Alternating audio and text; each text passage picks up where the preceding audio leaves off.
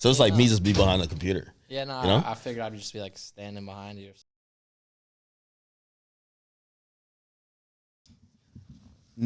Tell me when we live. We live? Yeah, I'll check on my phone to make sure it's just going out everywhere.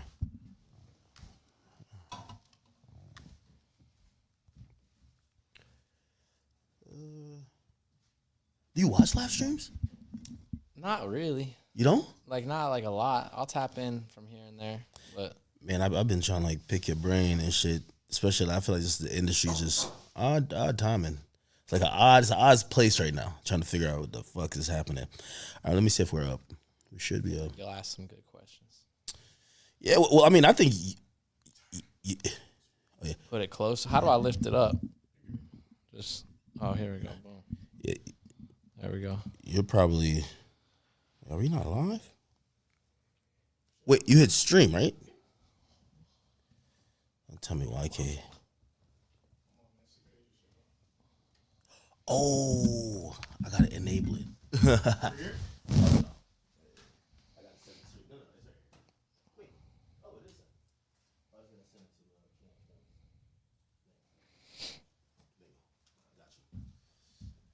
right, and then just routinely check to make sure we live.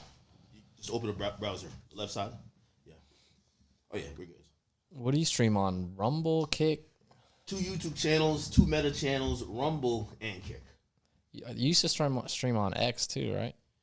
Yeah, during So I used to I used to stream on X during the whole like battle thing. You were pulling insane numbers. Yeah, I remember that. I was tapping into those. Yeah. Well, you were watching on X? Yeah, because it was just easier. Yeah, shit. You know, we've played around with it, just that the monetization just isn't there. So it's like I always thought people were saying you can monetize on there now. No, you can, but it's not good. You know what I'm saying? Like, honestly, this is how it works with monetization. Like, yeah, where do you make the most money? Twitch. So Twitch got the best CPM, right? Then it's going to be YouTube. Kick doesn't have an ad program, but they have something called KCIP. Yeah. And wait, but Twitch, you're making money off the subs, and you're making money off just views? Yeah, but we're not on Twitch right now. Like, I'm suspended on Twitch. But yes, but theoretically the live stream, like the reason I'm glad I have you on here is because like I know you think you have to think about things on a business level, how everything works out, right? Sure. So like this is the business of live streaming. Okay, obviously you're gonna have to be successful to really make some viewership. Shit. But once you want CPM, right, and you want some membership, like cost per it's like 1,000, right? Yeah, so like they usually give you like a rate, right? Yeah. And it'll like fucking fluctuate. This is why every YouTuber goes on vacation now. It's shit.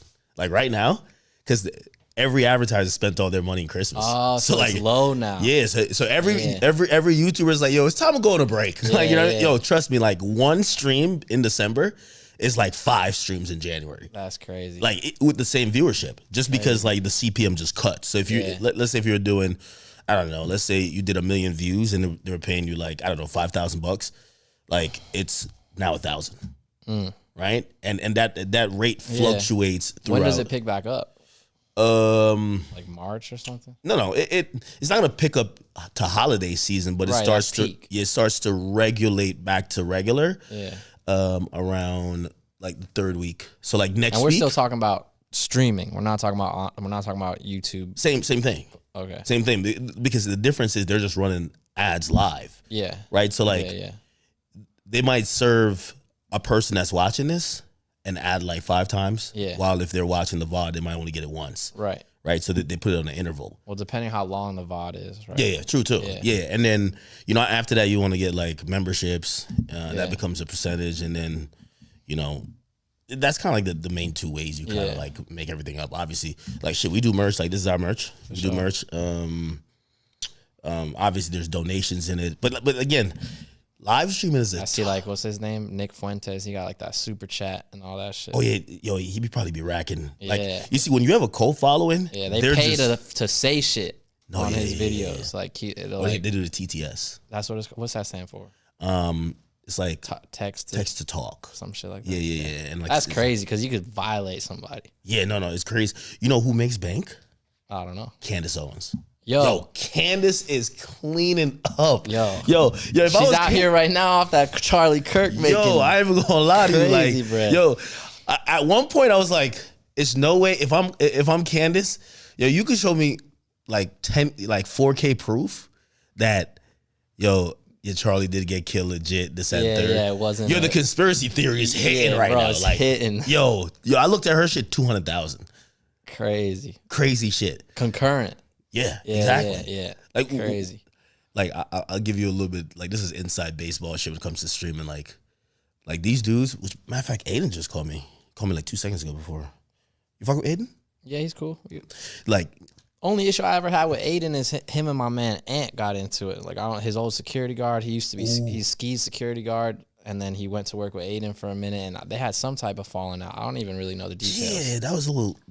Yeah, I seen that. I heard he was getting whatever it is. Anyway. Honestly, man, Aiden and him should fix that shit. But once lawsuits get involved, it's kind of crazy. Yeah, bro. so I don't know. You ever get in lawsuits with these people, like these rappers and shit? Nah, I never been in a lawsuit with a rapper. Really? Nah, I've been. Our company's been sued by people, but never by rappers, and I've never been in a personal suit with a rapper. How do you usually take it business wise? Do you just chalk it up sometimes? Like if it doesn't go ideally, like I'll just take the L, get it back the next time, or? Yeah, man. It's like, what am I gonna do? Like, all right, you were contracted to perform 75 minutes and you perform 45. I'm about to go sue you for that, and then you're never gonna. That probably happens a lot, huh? Yeah, more than we like, but we can deduct pay, but it's like you're gonna do that. It's all hip hop isn't about what the contract says. It's about what the leverage is. Yeah. So like if the artist has enough leverage, they got enough draw. What am I going to deduct their pay? And then they're not going to want to play the show again. Yeah. You know what I'm saying? But if you see me looking at my phone, this is the thing with live. Gotta check the chat. It's all dictated by the chat, bro. Like you're like a slave to the chat. What's up, chat? I need all some W's in the chat.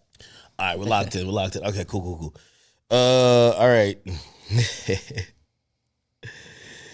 All right. Okay. Yeah, they're talking about that Candace on. Yo, years ago, I didn't fuck with her. You didn't? Like, just, but then, like, I don't know. You watch her? No, I don't, like, watch her, but I see the clips that trend on Twitter. Yeah. You know what I'm saying? And, like, I understand a lot of it's, like, conspiracy, but some of that shit's hitting. Bro, it does hit. Yeah. Yo, let me tell you this. You're always going to win as the person who... This is why, and I'm not saying she's doing it deliberately, because I do think there's some, she's genuine about certain shit. Yeah, no, the certain things I think she's genuine about, and I can't speak on all the stuff she's willing to, because I'm not a content creator. I don't make money off my opinion. Yeah.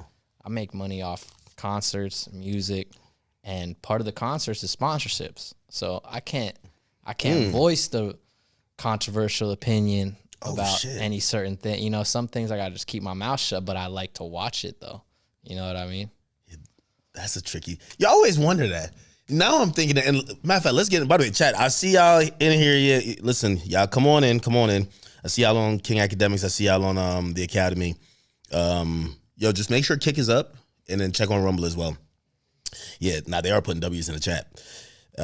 Lil Will, you still finally caught an act stream. It's all good. Now, yo, listen.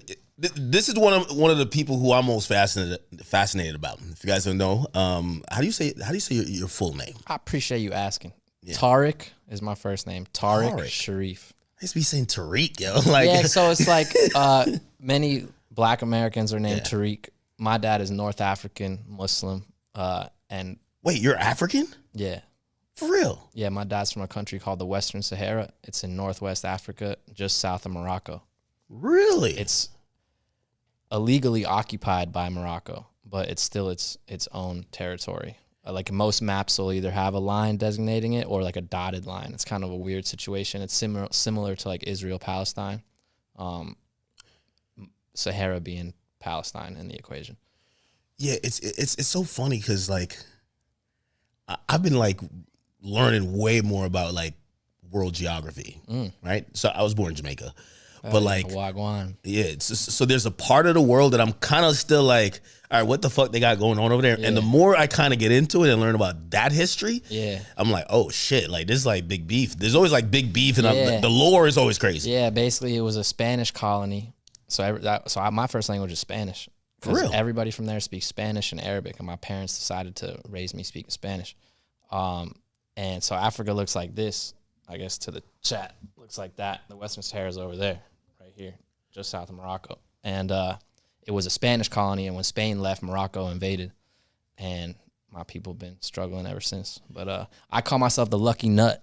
Because my dad's got hella kids. For real. And he nutted me out into a white blonde from Fort Lauderdale, Florida. Oh, for real? He stayed for the first chick he saw down there, like, let's go. He stayed for 3 years in America, and he went back home. Oh, but is he still alive, or do you? Yeah, he's alive. I seen him, like, I can count on two hands the amount of times I've seen him, but it's all good. Is he like super proud of you? I think so. I don't really talk to him too much. He like reaches out to me, and I need to pick up the phone, but you know, it's like, yo, give me a loan, that type of shit, or nah. It's just like, yo, why aren't you answering me? And it's like, you weren't there, you know. It's like that sort of thing. But I need to just man up and just talk to him. How many kids like does he have? I don't even know. At least I think like 6. I don't know. He's got a bunch. He had a daughter before me, and my mom didn't even know. She found out after I was born. Yeah, that's kind of more common than not. I'm not gonna lie to you, and one of the things I'm definitely most proud about, because I'm actually a junior. Me and my dad got the same name. It's kind of a similar situation, like dad complete whore. You know what I mean? But he was married to my mom at a point. But this dude had like different family. He was doing whatever, right? And Bad Monting. Yeah, and I remember, I think like me and my brother, we kind of resented him. Because like when you grew up with your grandma and your mom, and you're like, yeah, dad used to be here because they were married, but now you're like, yo, who are these other people? And you kind of also look at the struggle that you see your either mom or grandma scared have. Away all my mom's boyfriends. Oh, for real? Yeah.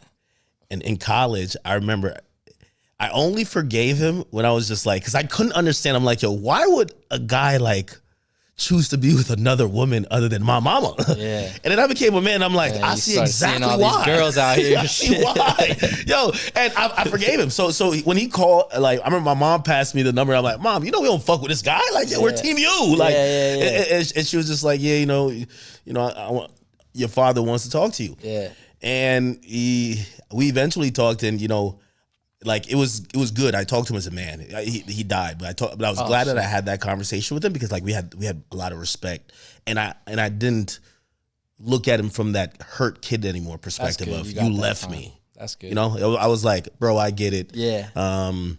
We kind of had that conversation too. It was like, yeah, mom is kind of, I love you, mom, but yeah, mom is kind of OD. I feel you. So wait, do you go back home?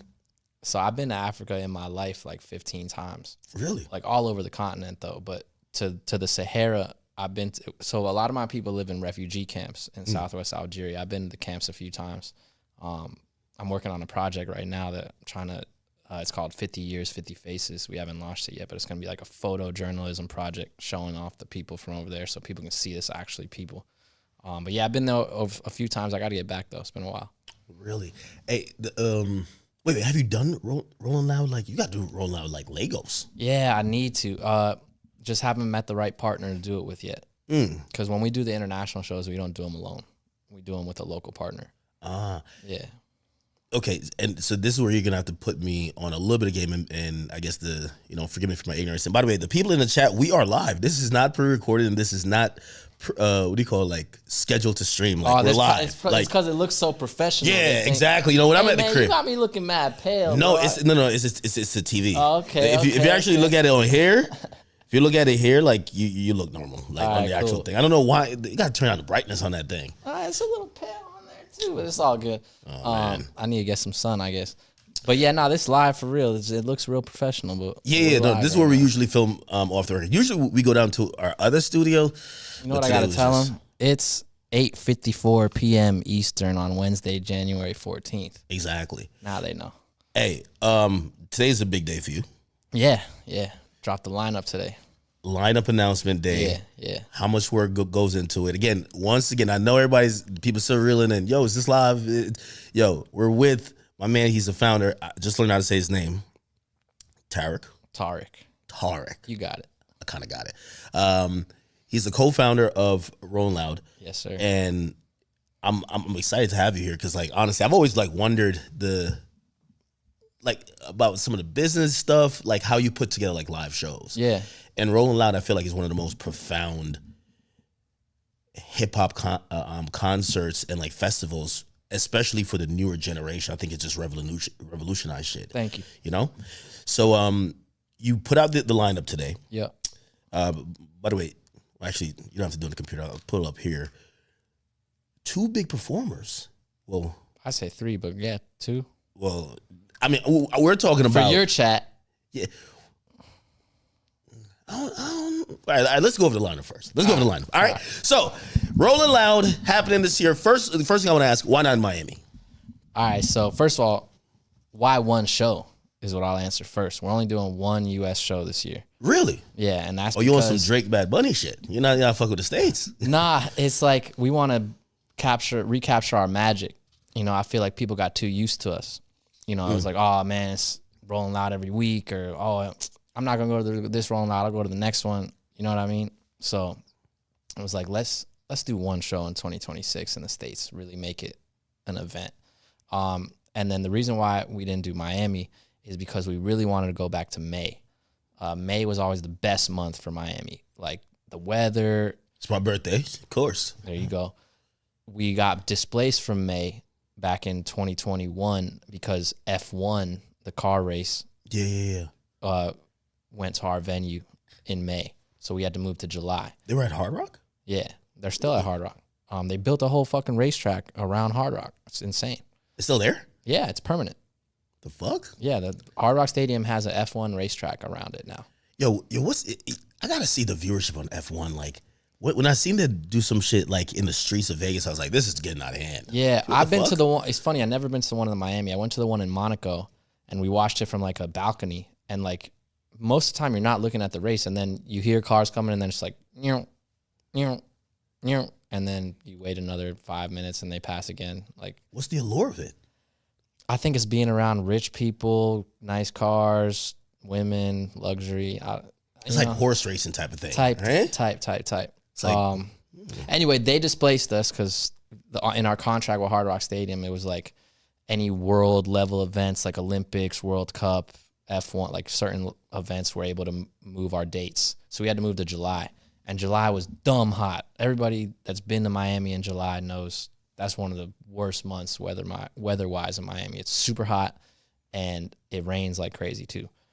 So then last year, or 2024, December, we tried December in Miami, and the weather was great. It's like one of the best months of the year in Miami is December. But man, like getting people to travel 10 days before Christmas to go to a festival, it's tough. Like, so it ended up being a more like local show. And so yeah, the proximity to Christmas, and then also spending is like in December, I'm not spending on myself. I'm spending on my family. Most people the same. Like if they're going to travel somewhere, they're going to travel to see family. So, all right, how do we get back to May? Tried to work it out with Hard Rock. Couldn't work it out. We're aware of the festival site in Orlando for some years now. That's what they do. They do like some EDC festival. That's exactly what they do there. Yeah. So they do EDC there. So we're aware of that. And just like, yo, let's take a crack at it. Before we started Rolling Loud, we were booking shows all over the state of Florida. That's how we cut our teeth. Like we started in 2010 booking rappers like Currency, Wiz, Mac Miller, Big Sean, Kendrick when he wasn't the Kendrick Lamar yet, you know, and Wale, so many rappers. Like, and then later it was like Flatbush Zombies, the Underachievers, Denzel Curry's. Like there was an evolution of it, but we would do shows all over the state, including Orlando. So I actually lived in Orlando for 5 years. So it's not just like some random thing. We're very familiar with our state. We've thrown shows all over that state. And we know Orlando's a nice centrally located place to produce a concert. So the main thing was let's get back to May. But then Orlando has a lot of other benefits as well. So it's pretty cheap to fly to Orlando compared to flying to Miami and compared to flying to LA. And then also hotels. Orlando has the most hotel rooms of any city. Really? Definitely the most hotel rooms of any city in the country, if not the world.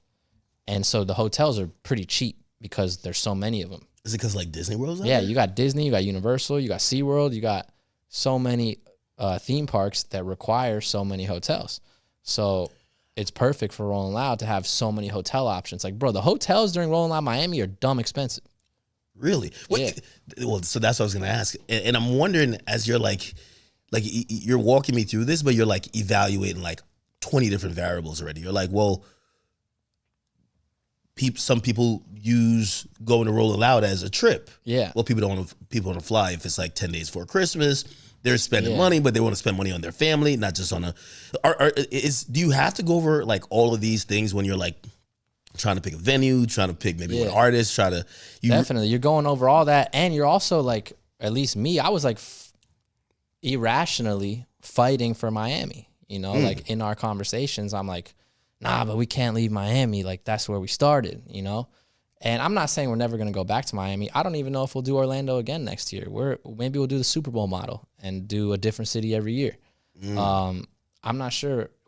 I still view us as young, entrepreneurial company that is iterating and figuring out how to keep going, because like the last thing I want to do is be like Rock the Bells and just like die. You know what I mean? Like we got to evolve with the times, which is why the lineups are changing and stuff. But I was fighting for Miami, and then at a certain point, I'm like, yo, my partner, Matt, like he saw the vision early. Matt's like pretty analytical like that. So I was like, finally, all right, Matt, you're right. Let's rock it. Do you guys get kickbacks from like if you guys are bringing in like, I don't know, like let's say 100,000 people, that's going to be there for a weekend. Hotels obviously are going to probably double the price of normal weekends. Do they ever you guys do partnerships with them? So we work with a company that does deals with hotels, and then we sell like hotel packages. Okay. We don't make like great money on that. I think in the future we'll refine that business model to make it a more like legit, sizable part of our bottom line. But right now it's not a lot. Okay, so Orlando is the venue, and let me pull up the salon. May 8th through 10th, Orlando, Florida. May 8th through 10. Rolling Loud, baby. Now, we live right now, chat. Okay. So we got Don Toliver. How huge is Don Toliver? Pause. That's a pause on that shit. That's a big guy. So Don is big. So Don headlined his own arena tour. I mean, he sold out the Barclays. Did he really? Yeah, because my artist, I managed Ski Master Slump God. Yeah. And he was opening that whole tour, direct support. Shit was packed every night. Don Toliver is that big? Yeah. Wow. Bro, look at his monthly listeners right now. I think he's got like 40 million or something. Like it's like a big number of monthly listeners. And Don Toliver is probably looking at check me on that. I want to know what it is. 39.5 million. Yeah. 40. So big artist and album on the way. By the way, I know he might be, I hope they don't clip this part, but like, I know he's probably like, so Don Toliver, when we did Everyday Struggle, I didn't know this. Like, he was one of the guys that would show up early. Like, we're filming in New York. And like him and Joe had like a real quick conversation while Joe was smoking. He wasn't on at that point. And he's Don Toliver now. So it's like, and I remember thinking then, I was like, Joe, who the heck is this guy? Yeah. You know what I mean? Because there's always like a bunch of people that would like come early to try to like, yo, here's a flash drive or whatever. Yeah. Damn, he's that big. So maybe I've been sleeping on him for this whole time. Damn. You got to check his music, man. His music is really I feel like I do. I feel like I've never not liked his music. I just never knew how much other people like his music. Nah, he's always a favorite set at Rolling Loud. Really? Like his sets at Rolling Loud go crazy. Like and you know what I like about him too is ever since he got into like performing third to close, like second to last, and then like right before the headliner, he started doing real production. And I really respect when an artist does that, like invest back into their show. Because a lot of artists just take the check, pay the manager, pay who they gotta pay, and don't invest in their stage production at all. Yeah. But guys like Playboy Carti, Travis Scott, Don Toliver, they invest in their show. They're building whole sets that are crazy. Like if you guys later want to go on YouTube and watch Don Toliver Rolling Loud sets, we got a bunch of them up there. You'll see the different types of production he's done. They say he's from Houston. Yeah. Oh yeah, they're getting at me and they're like, you're sleeping on Don. You tripping, bro. Nah, yeah, Don is him. Super nice dude, very talented. The first time I ever saw him perform, we didn't book him. He popped out with Travis at Rolling Loud Bay Area in like 2018 or something like that, when he had first like Travis first like signed him. I don't know how long before that he had signed him, but he was platforming him at that point. They had what was the song? Can't Say. You can't say if I'm smoking hella weed, I'm on an alcohol. So that song was going crazy. I saw him perform then, and it was a great performance. Just the one song. I was like, all right, let's keep our eye on this guy. And sure enough, like he just went crazy, kept dropping, and so allegedly, I'm not over here announcing things, but allegedly he got an album on the way. Really? Yeah, like sooner rather than later. Maybe drops it before the concert. If that was a poly market bet or whatever, or Kalshi or whatever, I'd take that bet. There was a bet, so that's what I want. There was a bet on Kalshi.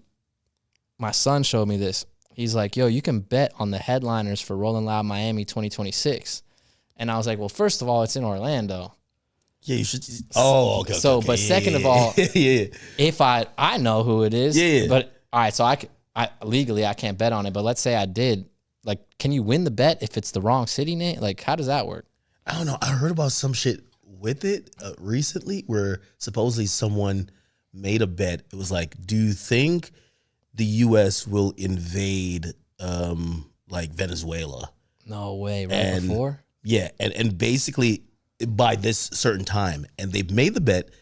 And apparently the payout was like frozen or it got weird because they're like, well, technically it wasn't an invasion. Oh, it was an extraction. Yes. And they got real technical about it. It was just like, yo, come on, bro. Like, wild. So I don't know. I guess you got to like read like the fine print. And apparently they do have good amount of fine print to be like, this is what's technically. Yeah. So I don't know. And I read some of the fine print, and it was like, they not only do they have to be the headliner announced, but they have to actually perform at the show as well. So they can't be canceled. Like they can't pull off. You know what I mean? Like you got to see it through to the end of the show.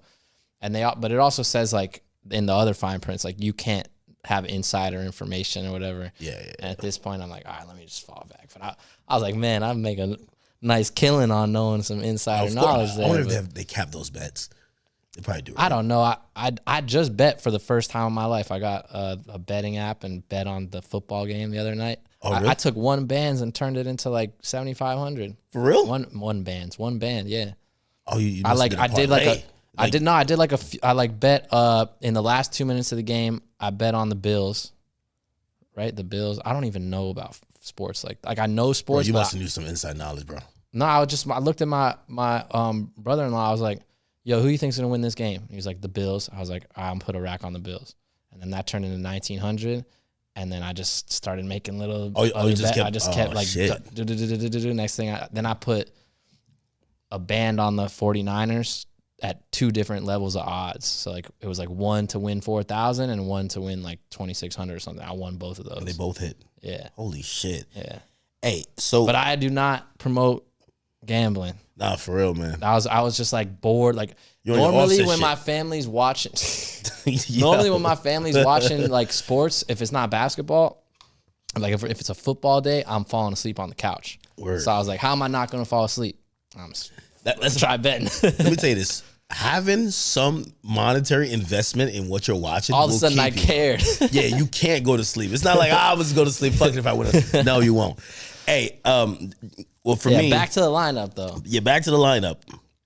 I do want to, before we get to Saturday, because there's a longer conversation. Before we get to Saturday, in the chat, y'all, and spam his mentions. Send him your favorite Don Toliver music videos, songs. No, they put me on right now. I need Act to get up on Don Toliver. Pause.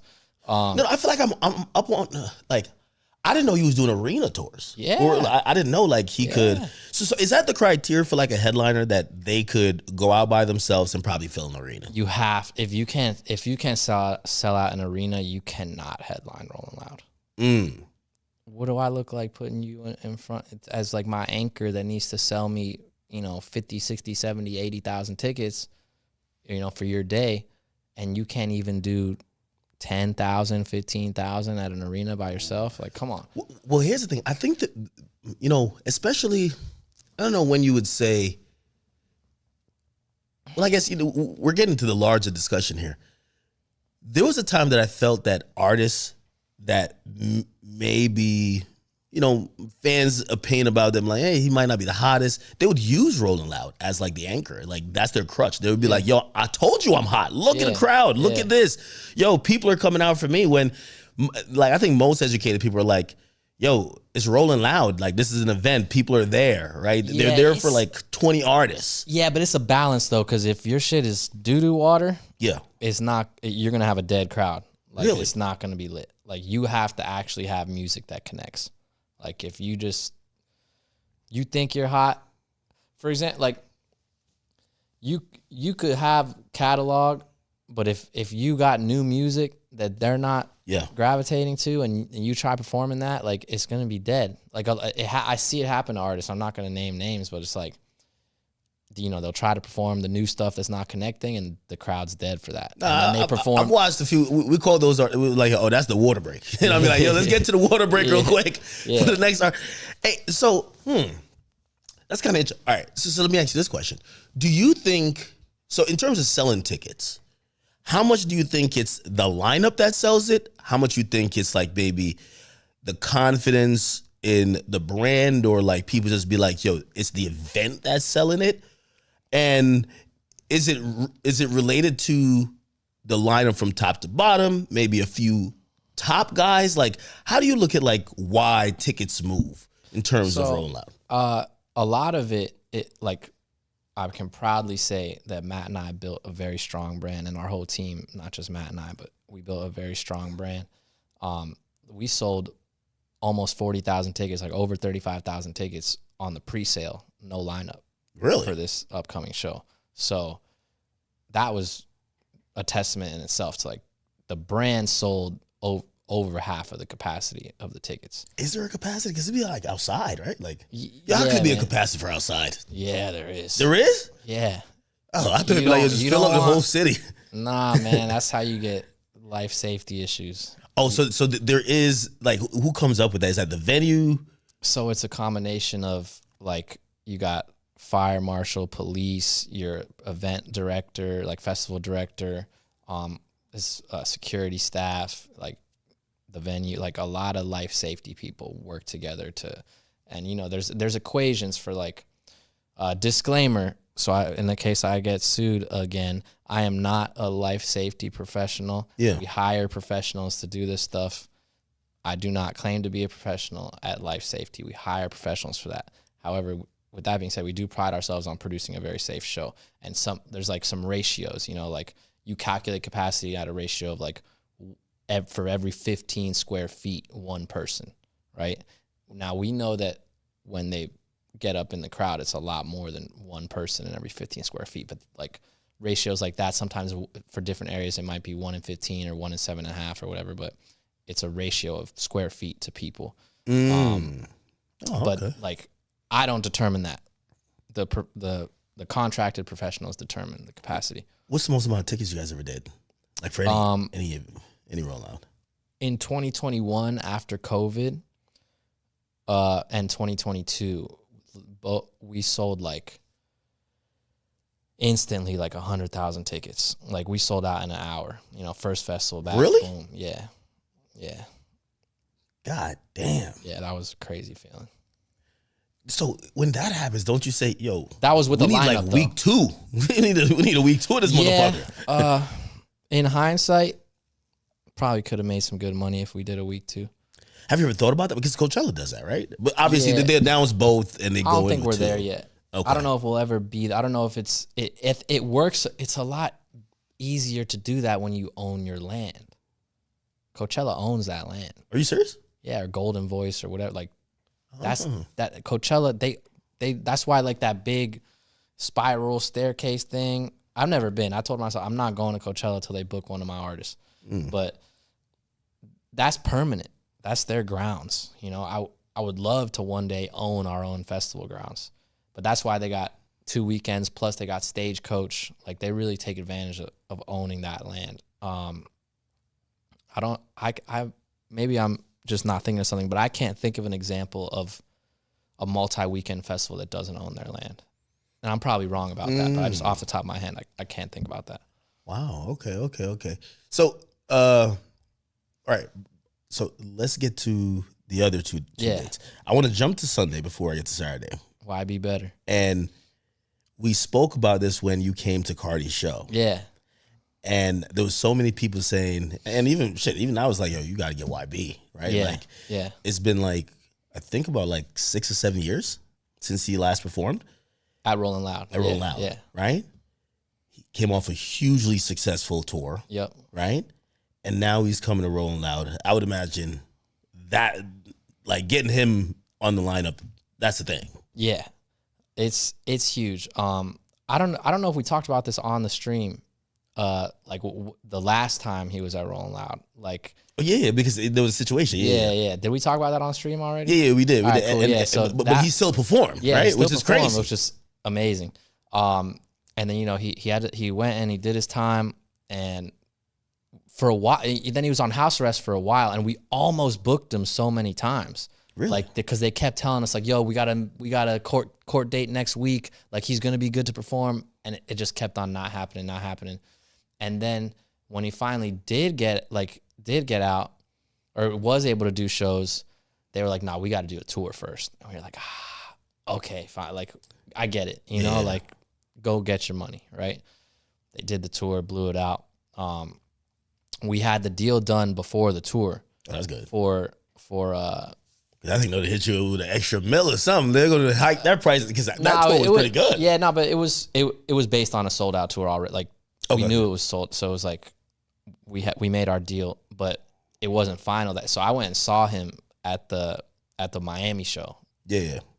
I barely made it to the show. Like, got in like in the last few songs, but I was there on business. Like, I wasn't even there to enjoy the show. I was like, yo, I need to just talk to management, talk to the agent, and talk to YB, and just make sure, we got to lock this in. He had a few like concerns. Originally, we were thinking about announcing just him at first, like doing like one headliner at a time. But that was one of the things we talked through. He didn't want to do that. He was like, nah, I need my name on that flyer with everybody else.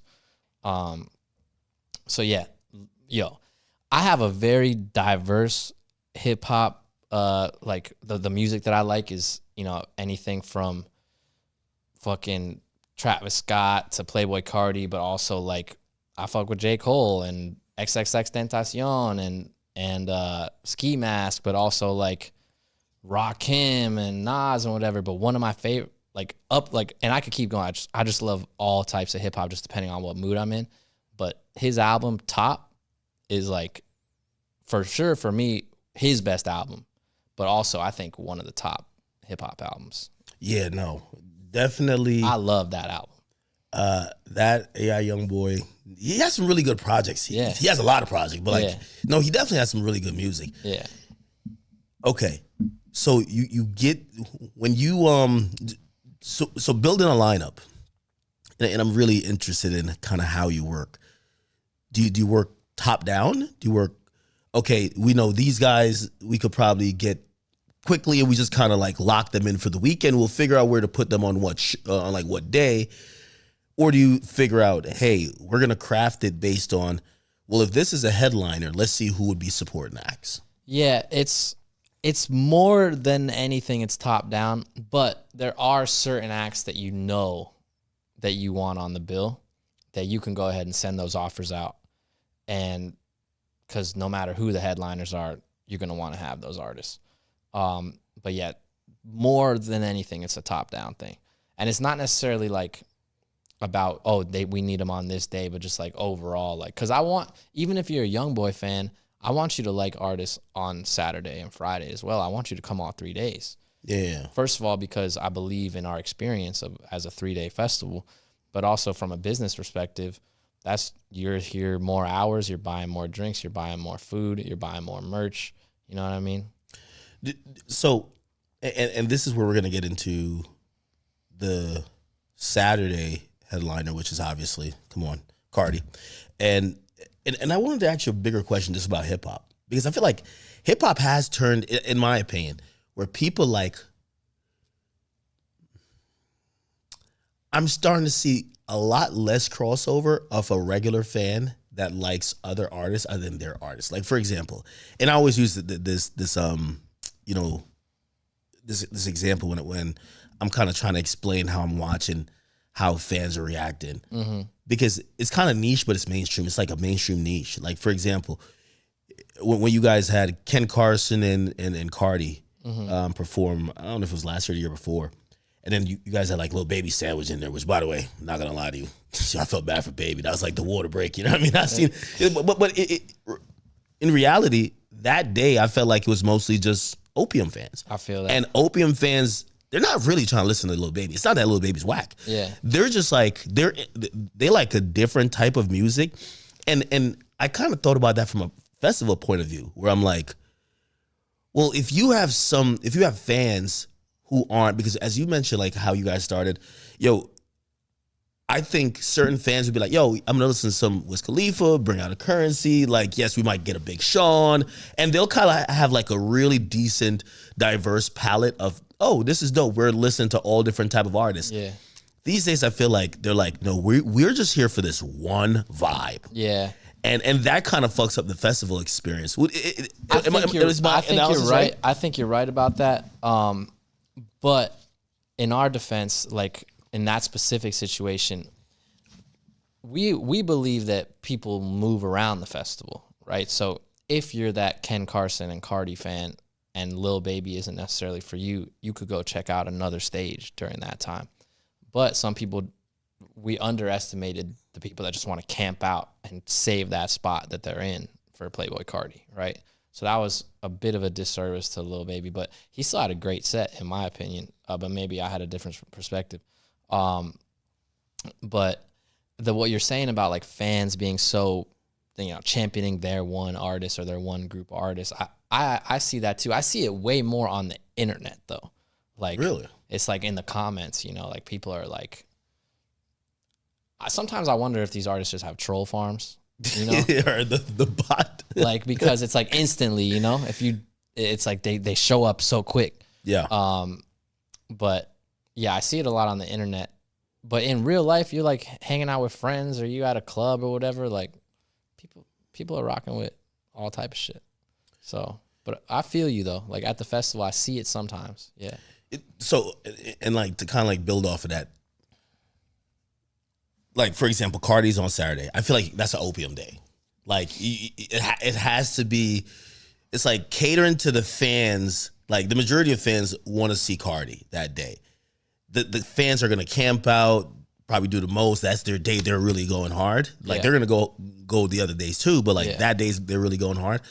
You kind of got to give them similar or like associated artists. Yeah. So we got some. We got Destroy Lonely. We got Homicide Gang. I'm not looking at it right now. I forget off the top of my head who else is on Saturday, but definitely giving them associated artists for sure.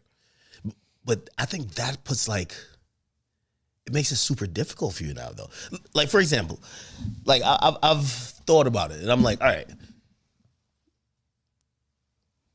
And I don't know, maybe these artists are charging like wild amount of money. Mm-hmm. I'm like, an artist like Meek Mill or like, obviously these might be an older artist or whatever, but it's like, just imagine, I feel like there used to be a way more diverse palette of, hey, yeah, you're going to see Carti at night, but like, here's Meek, here's well, G Herbo's having a moment right now, but like here these artists that might not be associated, but they have some hits. Yeah. Right?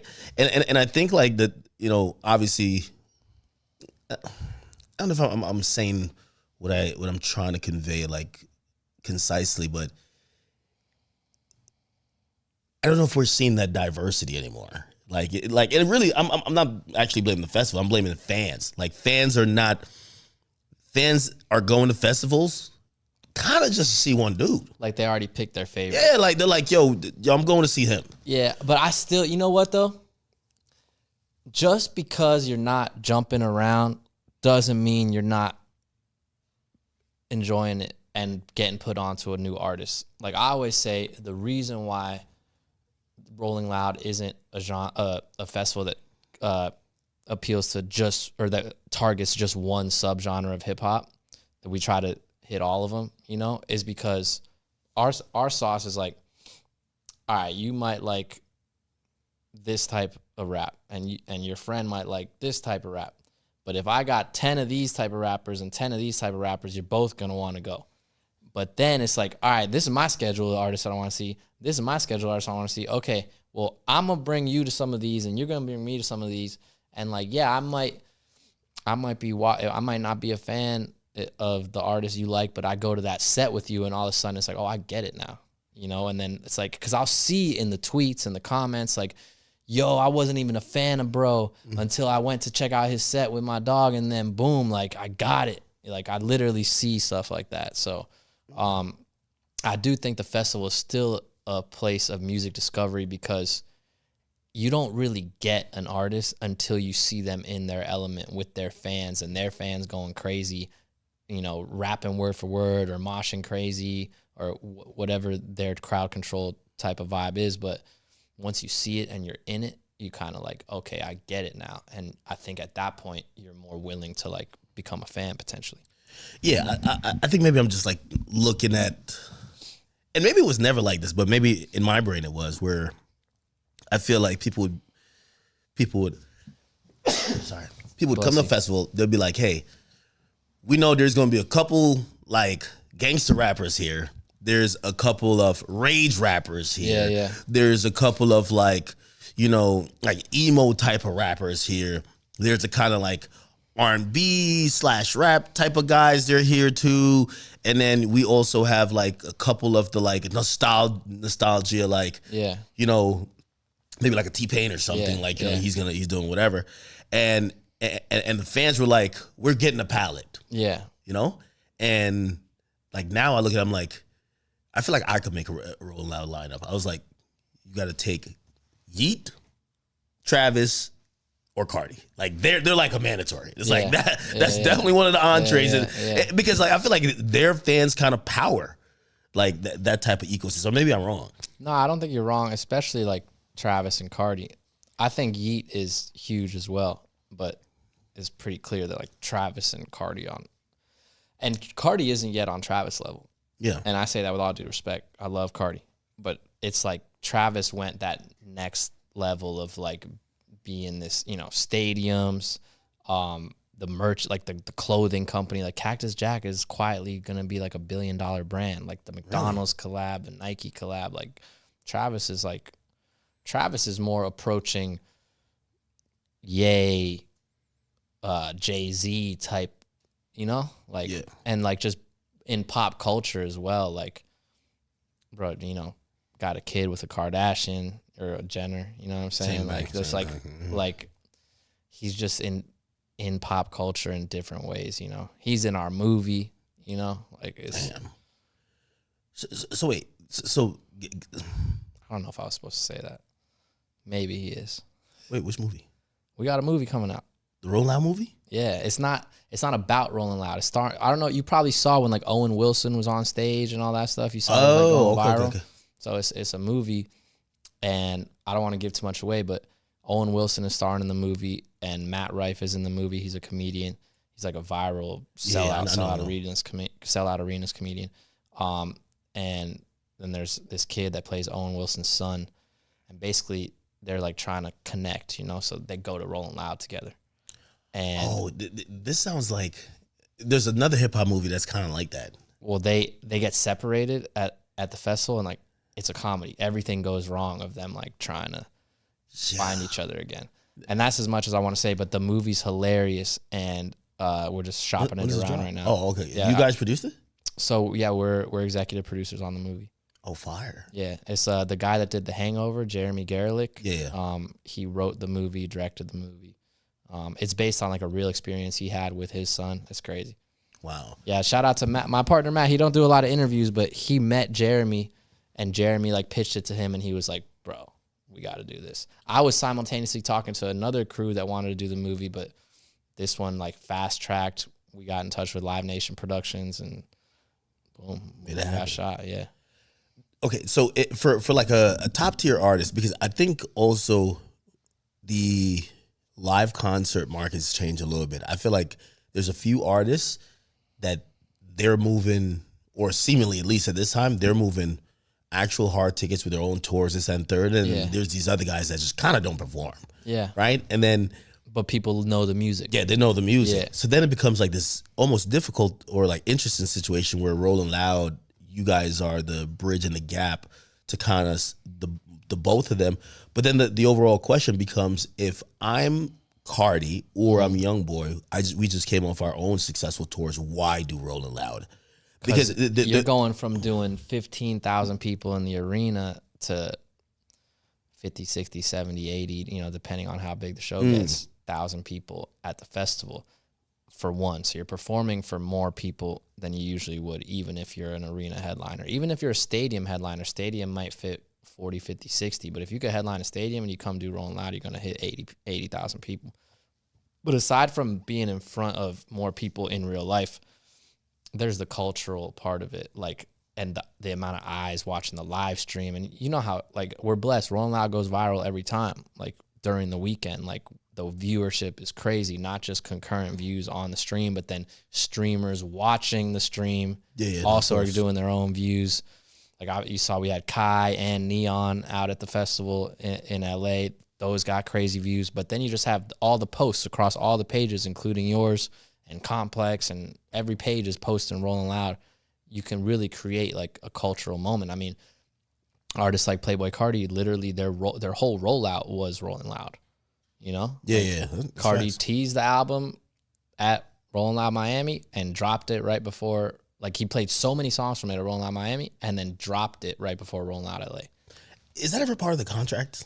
We're like, we've always tried to be like, because they'll be like, yo, he's dropping a new album, and we'll be like, okay, we'll pay this fee if the album drops before and this fee if it doesn't. And nobody's ever down to do that. Would you guys do, like, a deal for, like, you're premiering the fucking songs there?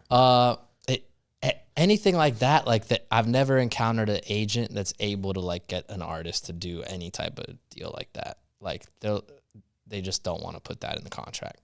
Their job is to set up their artist to be guaranteed to make the money and do the show, and all the extra shit is like, yeah, that's not happening.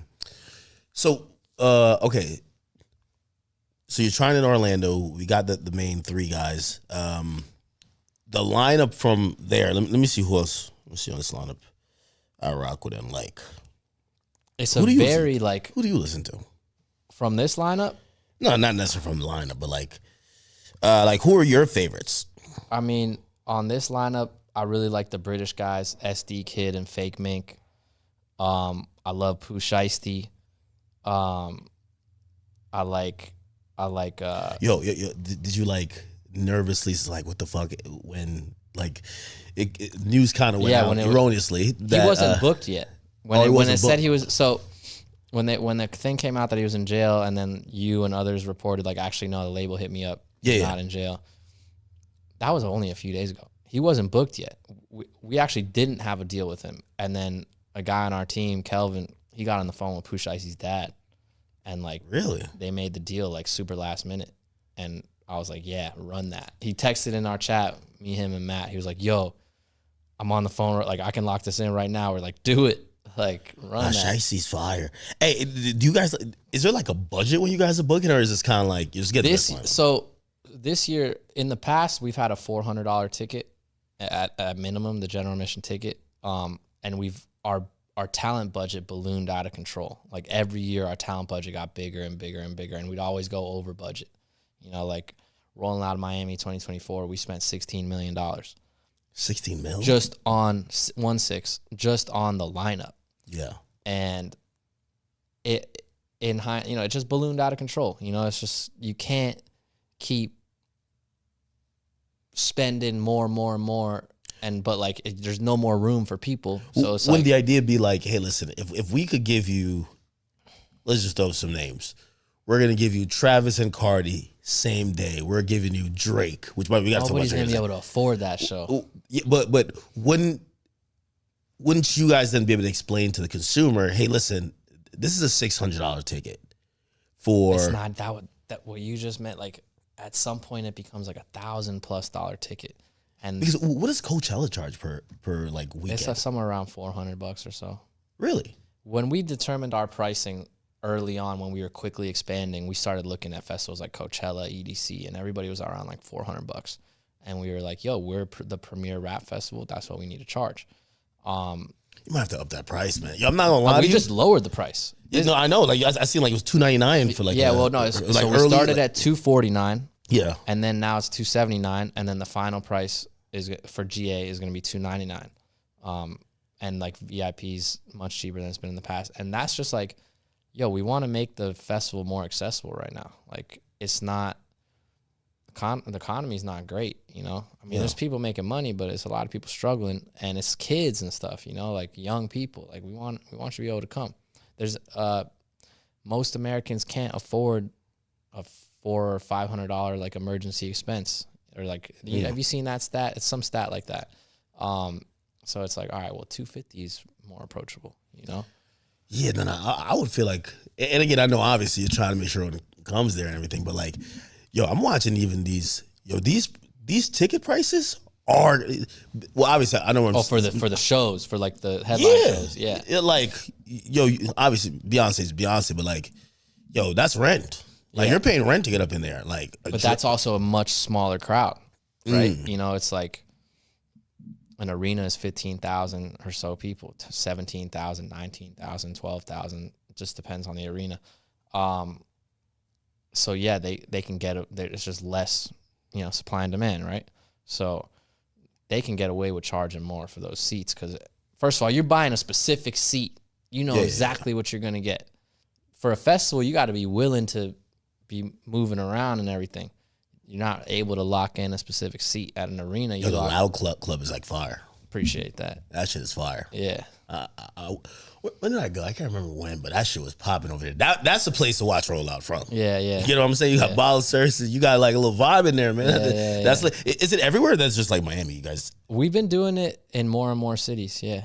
Oh, yeah. No, like we just had a Loud Club in India. Really? Yeah. What they got over there? Rolling Loud India. No, I know, but like, what they got it like in the Loud Club there? Like, it was like the same vibe. Oh, for real? Yeah, yeah. Get a little curry up in that junk, cooking, like, you know what I mean? I gotta get this shit lit.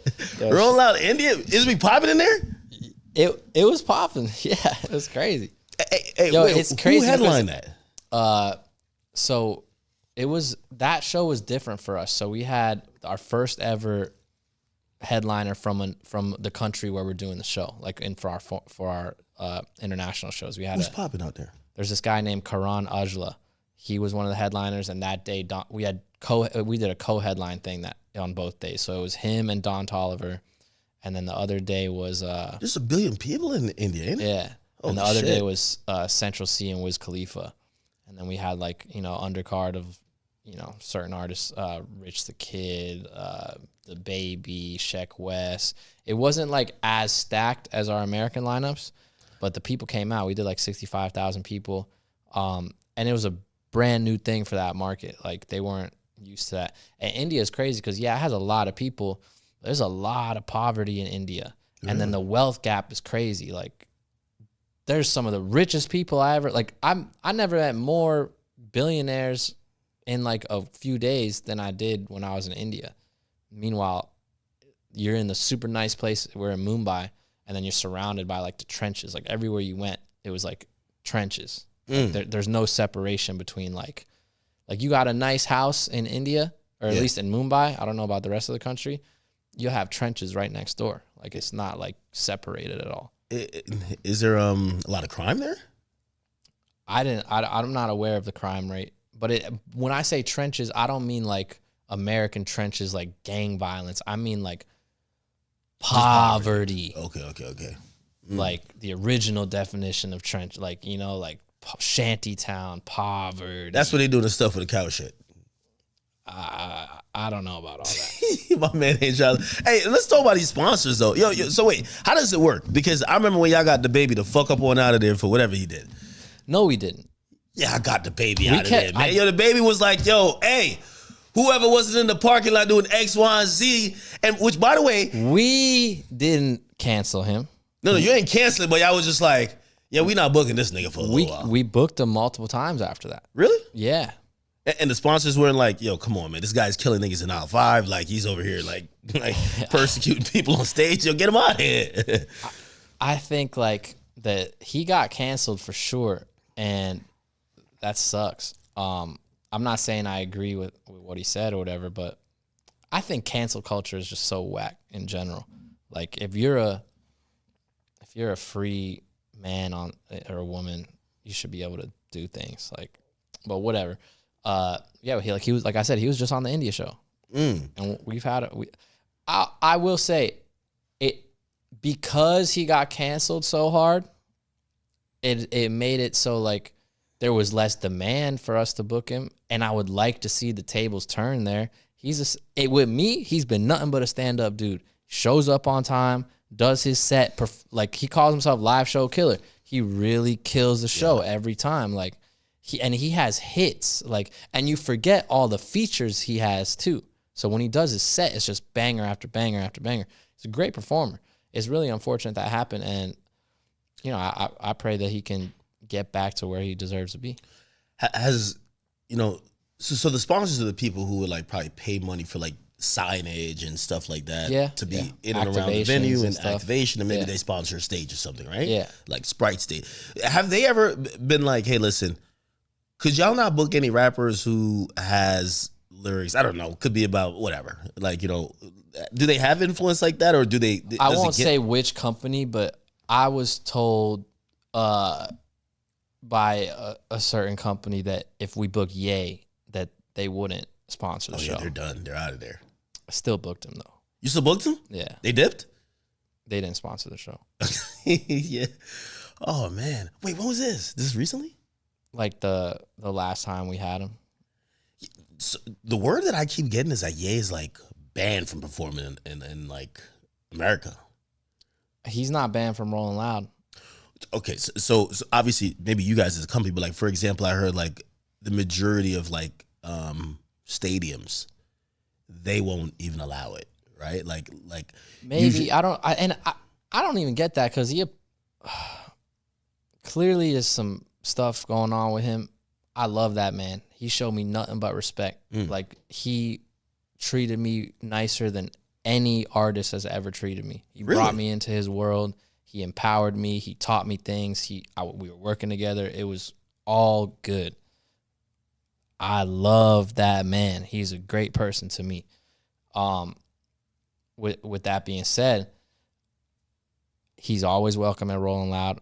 We're not actively booking him right now, partially because, we're doing a cheaper ticket price. Like, can't even really afford to book him right now. Like, his tag is like $5 million a show right now. Really? Like, he's performing like, you invited me to come to China. I'm like, can I catch the Miami version of this? Like, China was a little far out, but he's performing in like Brazil. I think he has a show in Mexico either coming up or maybe it happened already. Yeah, no, I don't think it happened yet. That's sold out, and I had like an iconic circular venue. I'm not so sure, like, because he apologized to, like, there's the video with him and the rabbi, and he apologized, and he hasn't said any of that stuff. I think they want like a pinky or something. Like they're looking at him like, we need a pinky or a leg. Like you're not coming back. You're not bouncing back this easy, brother. I think like, I don't want to make direct comments, but I would say that conversation is greater than cancellation. I agree. I agree. Absolutely. And I think that like, to just push people that are saying things that are, whether they're hateful or whether they're divisive or whether they're fringe or all that stuff, and if you just try to act like it doesn't exist or try to cut off its access to stuff, first of all, that's just gonna make that whatever hateful part of it bigger, and it's gonna draw more people over there and create a critical mass. But also, it's like, if you really want to, and I'm not talking about him specifically, but if you really want to get rid of any type of hate, like, confront it, talk it, understand it. Where's that coming from? And I don't even think he was being hateful. It's just like he went through some stuff, and he thought he thought that it was this group of people doing things to him, and I think he's now realized it wasn't. Like, a lot of people take advantage of you in the music industry, period. Yep. It's all types of lawyers taking advantage of people from all types of walks of life. You happen to have lawyers from a certain walk of life, but it's all types of them taking advantage of people, So, but conversation is greater than cancellation. I think, like, go reach out to that man, talk to him, see why he feels that way, have a conversation. Yeah, well, I'm glad there's always open door for Ye. He's the greatest, one of the greatest artists of our time, man. And I think only because he's the greatest, he's still doing his thing. You know what I mean? Even though he got mad at me when I said that he was one of the greatest. He was like, I'm the greatest, and you got to respect that confidence. You know, like he's his confidence on another level. Yeah. How come? When are we gonna see Kendrick at Rollout? We've had him multiple times. Like this new version of Kendrick. All the clout, the Infinity Stones lined up. I think he's got so many Infinity Stones now that he don't give a fuck to perform at Rolling Loud, to be real. Like, we tried to book him, and I think they were I think it was a joke. Like, the agent was like, yo, I would need like 20 million. What? And it was just like, obviously that's not a real quote, but like, I think it was just a sort of thing like, yo, what's he doing at Rolling Loud? He's selling out stadiums. He's like, it's not about the bag for him. He's, you know, I don't know. I hope he comes back though. Like, he was in 2017 our headliner, and in 2022 he was a headliner, and he did some of our European shows as well as a headliner.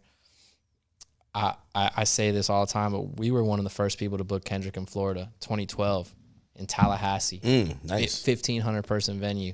Sold like 750 tickets. Like, fire. Small show. You know what I mean? I'm not even certain if Kendrick knows who we are. I know he knows what Rolling Loud is because he's performed there, but he moves so presidential. He come to the show, straight to the stage, straight out of there. Crazy he's not kicking detail. it nowhere. Damn. I got a story with Kendrick. One time I was on, because we came up like at when TDE was coming up, so we're super cool with like we toured Schoolboy Q, Ab-Soul, so we went to see them in St. Augustine one time. It wasn't our tour. Me and my brother, not my real brother, my friend producer Henry. We went to the St. Augustine show. We're on Schoolboy Q's tour bus, and Kendrick walks on, and he's on the tour bus is mad skinny, right? He's like walking down the aisle. Everybody's got like their hand out, like dapping them up. So this is, by the way, this is like 2014 me, right? I'm not really shit yet.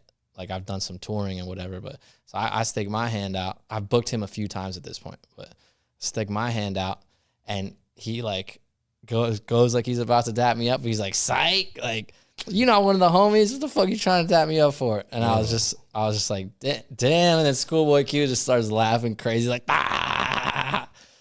So yeah, Kendrick's son to me for sure. Nah, I think he has like I've heard of like a different sense of humor. I don't think he meant to like this. But it was fun. It was funny, but it was real embarrassing for me too. Yeah, you know, like my face probably got all red and shit. You know, and like. But I think Kendrick is so like white people, man. I'm just giving it a beam, and that's why he's beefing with Drake, man. The half white side of him. He's like, man, you don't have to. Nah, I'm playing. But well, okay. So I did want to ask about Drake, but before then, as we just talked about Kendrick, we have been talking about headliners. Mm-hmm. How does it work with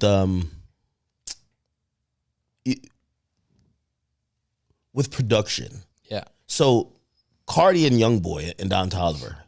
Is production built into their fee? Like, I would imagine for guys lower on the list, like, yo, you're gonna go up there. We might have a couple pyrotechnics or whatever, but we're not giving you a whole fucking full on thing. You know what I mean? Like, but for the guys who are headliners, they want that, or they're gonna demand that. Actually, yeah.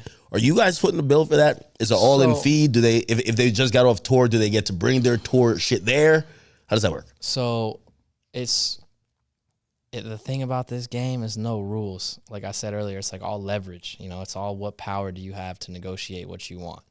More often than not, it's for a headliner, it's an all-in deal. So your production is your expense. However, there are some deals where it's plus a production budget that they can spend from.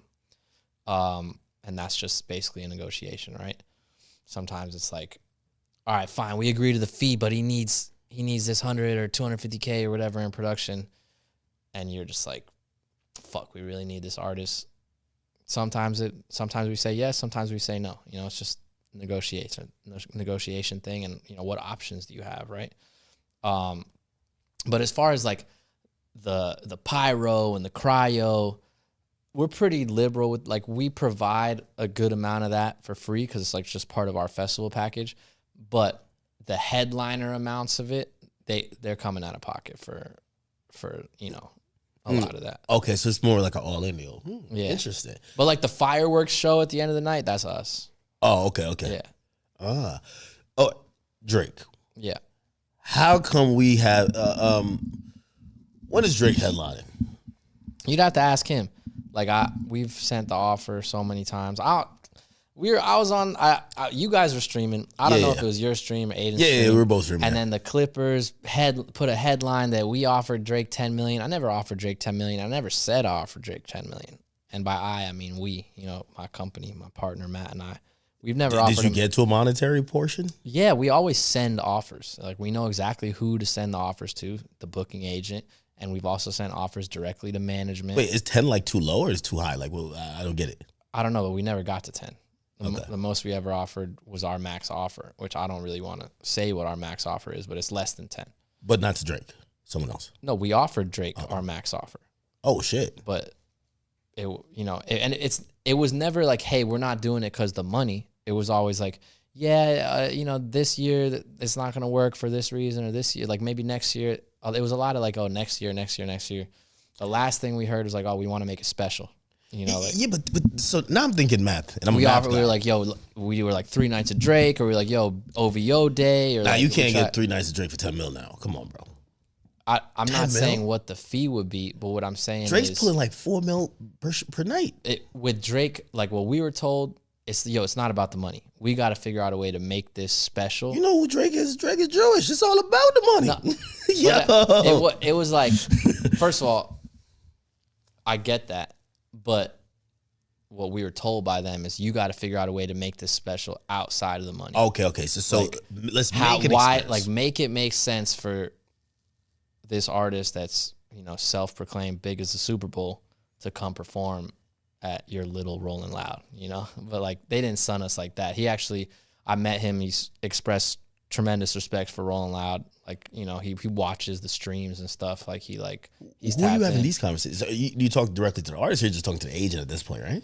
So the talking about watching the stream and stuff? No, talk like when you were trying to get him. Okay, so there's the booking agent. We've sent offers to the booking agent all the time, but also like directly to That's the guy he just fired. Which one, Brent Smith? Yeah. I didn't even realize he fired him. He fired him. Dude represents Kendrick, the ops. I always thought that was crazy. That was crazy, right? Yo, shout out Brent Smith. He's like, yo, he was probably dumb. He was like, yo, man, give this to Dot. Yo, is that crazy though? Like in terms of like, I mean, let's extrapolate and take it off of Drake, Kendrick. If a booking agent represents like 2 rival artists, is it a conflict of interest? Because like I would imagine like maybe like your entertainment lawyer represent you and also the label clearly is, right? But like, is it a conflict of interest if your booking agent also reps your op and y'all are kind of like 1A and 1B? I wouldn't say it's a conflict of interest, but I would say you're gonna feel the type of way you start seeing if you're wanting bookings and you start seeing the other guy getting a bunch of bookings that you want, all right, you got to go somewhere else. You know what I mean? Like, do you think he helped book? No, the Super Bowl, there's no booking agent you need for that. Just Jay-Z. That's Jay-Z picking up the phone, I think. I don't know. Yeah, I'd be tight, be like, yo, this motherfucker's get on my leftovers right now. Yeah, I don't know. Are you sure he got fired? Got fired. I reported on him. Are you sure he didn't just move to Wasserman with Brent Smith? Nah, got him out of there. Brent Smith was at William Morris, and then he moved to Wasserman. I know. I haven't talked to Brent about it. But aside from Brent, we would talk to Future the Prince, Drake's friend and manager. Billboard report on it, November 13th. Drake drops him. Okay. Peace. Deuces. No more. I guess I wasn't really after a decade. So yeah, because he went to Wasserman, yeah. Who went to Wasserman? Brent. Yeah. So we used to talk to Brent. We would talk to Future the Prince. And by the way, I never spoke to Drake about that. But from the heavy insiders, and I'm like, really, I know a good amount of people in the agent world. They were like, yo, Drake was like, enough is enough. I'm out of here, man. You can't rep the op him. You got to pick a side. I mean, imagine like, you know, you're in sports, you do the same thing. Yeah.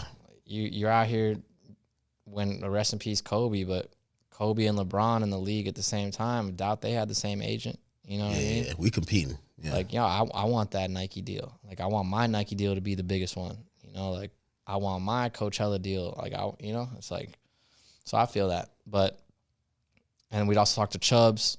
And then Drake himself, like I met him and he just showed hella love. But yeah, never got the. I hope he doesn't think like we don't fuck, because like this keeps coming up ever since I was on like whatever radio, Big Boy in Neighborhood, and the shit went not viral, but it was like picked up by everybody, that us trying to book Drake, because he asked me who have you not booked that you always want to book, and that's what I said. But I like said the thing about that we had the idea for 3 nights of Drake, and that another festival was going to do it, and then Wireless did it. Yeah, because how much did they pay? I have no idea. You guys don't do like inside baseball, like what's the number that's popping over there? The agents probably tell you. I wouldn't even want to say it if like knowing or not. If I knew, I wouldn't want to say it, because I believe there's like in music less than in sports. There's what's it called, like piercing the veil. Like certain things are not for the public to know, in my opinion. Like it's like you got to keep the magic of it a little bit. You got to keep the show bit. Like this is entertainment, So well, I think it's like a $15-20 million thing. Do you see that as feasible? No. Really? No. And Drake loves wireless, so I think he did it for way less than that. But really? I've heard like these ridiculous numbers when it comes to like, I've heard like Travis got like $8 million from fucking, I don't know, like Coachella. Coachella's 2 weekends though. Oh, so it's like 4 each probably. Probably. But I've heard like these like ridiculous numbers, and I'm like, well, yeah, if someone's doing 3 nights, right? Yeah, I listen. I can't speak on what the dude was getting paid. But what I was trying to say is, I hope he doesn't think that like we don't. First of all, I don't think he gives a fuck. He's Drake, but I hope he doesn't think we don't fuck with him because I did that interview or whatever.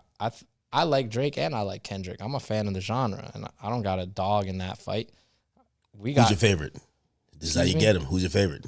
You got to be political I don't have with this a favorite. What? Nah. See, that's why you're not getting him at Rolling You know who's Loud. my favorite? Playboy Carti. Carti? Yeah. Well, Carti gonna show. Yeah, your favorite should be the person that shows up, like whoever that is. And yo, Playboy Carti is Rolling Loud. Rolling Loud is Playboy Carti. I feel that way about Carti. I feel that way about Travis. Like these are guys that have stood there with us, grown with us. You know what I mean? So Travis is the highest you've ever paid somebody for Rolling Loud, right? Clearly. Yay, and Travis. Yeah. Oh. Yeah. So, and sometimes I wonder if Drake thinks we don't fuck with him because of the whole like XXX Tentacion, like those room, and like my guy DJ Scheme like played Not Like Us in Toronto. Remember that went kind of viral. Oh, that might be a thing. But it's like, yeah, DJ Scheme, that's my brother. I told him don't play the song, you know? But I can't stop the man from doing it. But,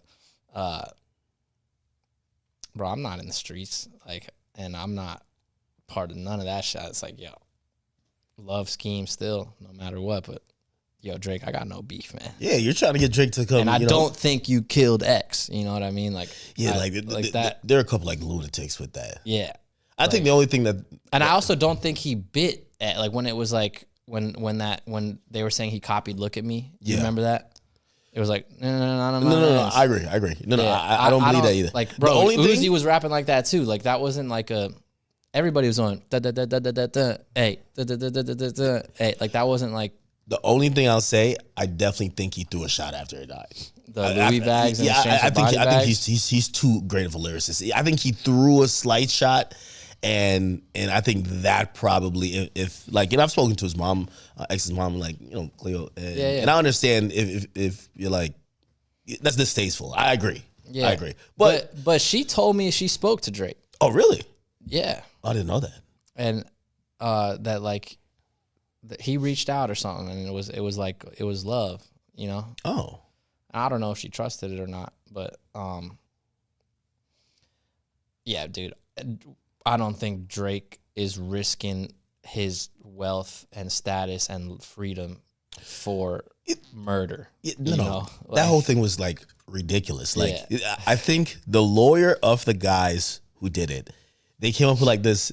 They try to piggyback off the internet rumors. It kind of made it like worse because it muddies and creates these conspiracy theories. Yeah, and it's like, yo, you think like these 4 dudes are going to jail for life and not just like spelling it out? Be like, yo, we met Baca and Chubbs here for the bag. Exactly. They gave us this. Yo, we got the call. We seen the owl in the air. Like, yo, no, they would have been snitched. They would have been snitched. You know what I mean? Like, yo, I can't believe people actually believe that shit. But you know, obviously it was just so kind of random. If X was alive, do you think? I think headliner. Well, beyond headline, I think just like how you say, Carti is rolling loud and rolling loud is Carti. I thought very early on that was going to be like pretty much X's festival. The culture of it, the fact that we were watching it kind of like really grow its legs in Florida. He's from like, I felt like that's what it was.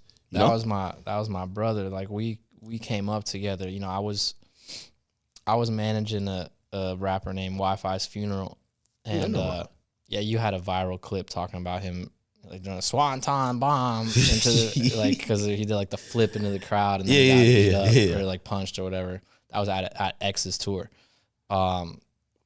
So that's how I met X, and we were just coming up in Florida, and then, you know, opening up for the same shows or performing on some of my shows, and then starting to do the Rolling Louds, and we were supposed to go on tour together, and we would talk all the time, man. Like, low key, like, he wanted me involved in management and all types of stuff, like, but it did, you know, he ended up passing away, but that was, he was a generational talent that, you know, like I got him his deal at Empire. Really? Yeah. Gazi. Yeah, because he was about to sign to Atlantic for $500K, but like a regular record deal. And I was like, bro, you're not signing away your masters. Like, you need to own your masters, run this deal with Gazi. Like, Gazi and Nima from Empire, they didn't even know who X was yet. I was like, yo, sign this kid. He's got this song, Look at Me, going crazy. Just do a 2-song deal with him just to help push these singles right now. And maybe it'll lead to more business with you guys. And sure enough, X rocked out with them for multiple albums, and, you know. Yeah. No. Then he went and played the game and got that Columbia deal or whatever it was for Capitol. Capitol for $6 million. Bro, he was like getting the guy on the phone, like, you gotta be bigger than your dad. Like, trying to, like, bro, X was like a master manipulator. So he was like playing into the. Oh, was he talking about Elliot? Nah, it was it was, what's the guy's name? It wasn't Elliot. Elliot wasn't doing that. Elliot's not the one who signed him. No, Ron Perry. Oh, okay. Oh. And I'm not saying anything negative about Ron Perry, but X was like, you know, he knew how to play the game. He was like reading books on, like. Yeah, I always thought that he used to be studying. Like, I think he was number one. Again, you know, I love X, but I thought he was also studying. Like, he would tell me certain things that he's reading. Yeah. And there's like a fascination with him, like, reading up on cults. Like, and I was like, I feel like he was trying to, like, not for what I think would be like nefarious or bad things, but I think he wanted the people who loved him, like his fans, to like literally be like this separate entity. And I'm not gonna lie, I think he had one of the most rabid fan base. Oh, he did that. He knew it. And bro, he would have group chats with like his top fans, you know, and like send them on, you know, these internet missions, you know. Hey, really? Go comment. You know, he didn't have to say something. He could have the fans do it. And just and then communicating via his story and Snapchat and all that stuff, like, he worked that. He read that book, the Master Key System, which is like the preface. That's like what the secret is from. He still has like one of the most liked posts, like that one singular post on the on his page right now. Yeah. Like he used Instagram, like, you know, really 34 million fucking likes. Yeah, he would do the one, archive everything, just have the one post. That was his MO. So you had the whole focus on just the one thing he was trying to push, and then he would just use his story. And his story views were insane. I believe that if he was alive, and obviously, I mean, people might call it a dick rap, but it's not. I think he would be the only artist to challenge Drake. The only. I can't, like, you know. I think, like, I hear what you're saying, and it's the only thing that you could say against the growth of X into a headliner and just larger than life artist that he is now after dying. Like, the only thing I ever hear people say is like, oh, well, he only got that big because he died. But my thing to that is like, bro, then you weren't there because he was fucking huge already. He was out of here. Like, he was out of here. He just didn't get a chance to really show you how big he was. Like, his next tour would have been arenas. Yeah, like, and then he would have been on to, like, I don't know, whatever. I don't know if it would have been stadiums or what. If you ask me, the top 5 would be so much different. If I think he would be competing with the Drake. And here's the thing, skill wise, the dude could really rap. He could rap. He would make like rock. He would do like this, like almost this like emo type music. He was doing like 5 genres, which and he had a good voice. Yeah, and he really knew how to make records, but also just he was such this enigmatic character. And no homo, he was a good looking guy. You know, it was like, I'm telling you, he was checking every box. Yeah. So I think he would have been 2. Again, with all due respect to any artist out, and I mean even with YB and even like Carti, like I think he would have been the number 2 guy. But Juice WRLD also X is doing songs with YB. Oh, yeah, that would be crazy. X doing songs with Cart, like just how like, yo, that song with Kodak, Roll in Peace, like that's a massive song. Like, I think that's a Diamond record now too. Yeah, like Fuck Love is Diamond with Trippy. Like, he was good at like collaborating, you know? Like, his shit with Ski Mask is huge. Like Juice WRLD would have also like been like top 5, like for sure. Like he would have been. I don't even know how to quantify what Juice WRLD would have been, because Juice WRLD was just like this. I think an interesting debate is who would have been bigger, Juice WRLD or X? Because low key, you got to say that X dying opened the lane for Juice WRLD also. But let's just assume that Juice WRLD was still able to be the Juice WRLD that we knew him to be, and X was the X we knew him to be, and they were both alive at the same time, popping at the same time. I wonder, like, would that have been that not that generation, but that age brackets or that wave's Uzi Carti? You know what I mean? The reason why I always go with X, because like when you think back to even like Tupac, there's always this fascination and like it's like this magnetic pull to like these artists that are polarizing. Yeah. And with X there was like extreme like polarization, right, where like you would like him, or you'd be like, nah, he's disgusting because of this. And it was always like there was controversy but great music coming out throughout all this. And like it's kind of like, even when you think about Ye's like career, after a while, it was tumultuous, but like good music was always the thing that kind of balanced the boat. Yeah. Right? Like his life went over there with the Kardashians, like this started happening. He would speak out about this, go on rants, but then good music kind of like settled like the rocky ocean, I guess. So I don't know. I think you're saying like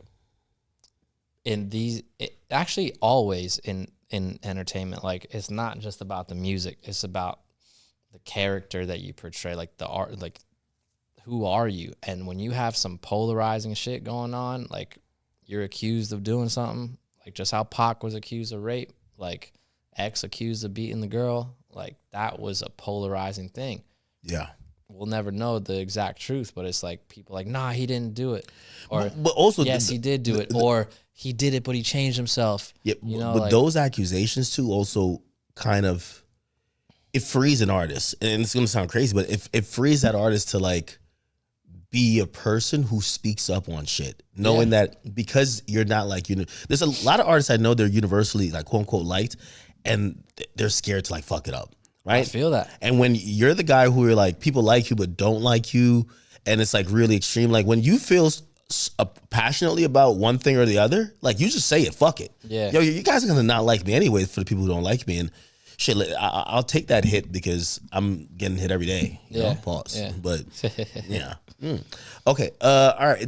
By the way, do you feel that Rolling Loud and its existence was a byproduct of especially it's like this new youthful movement just in music where these kids really just took over music, period. Right? Like, you know, we're one of those kids. We're some of those kids. Yeah. Like, we're a little older now, but like the SoundCloud era and like us coming up during that time, I call it was like DIY. It was like kicking the door. It was like, yo, there's a music industry, but we're down here in Florida and we're not in LA. We're not in New York. We're not around those offices, but we want to play on that playing field.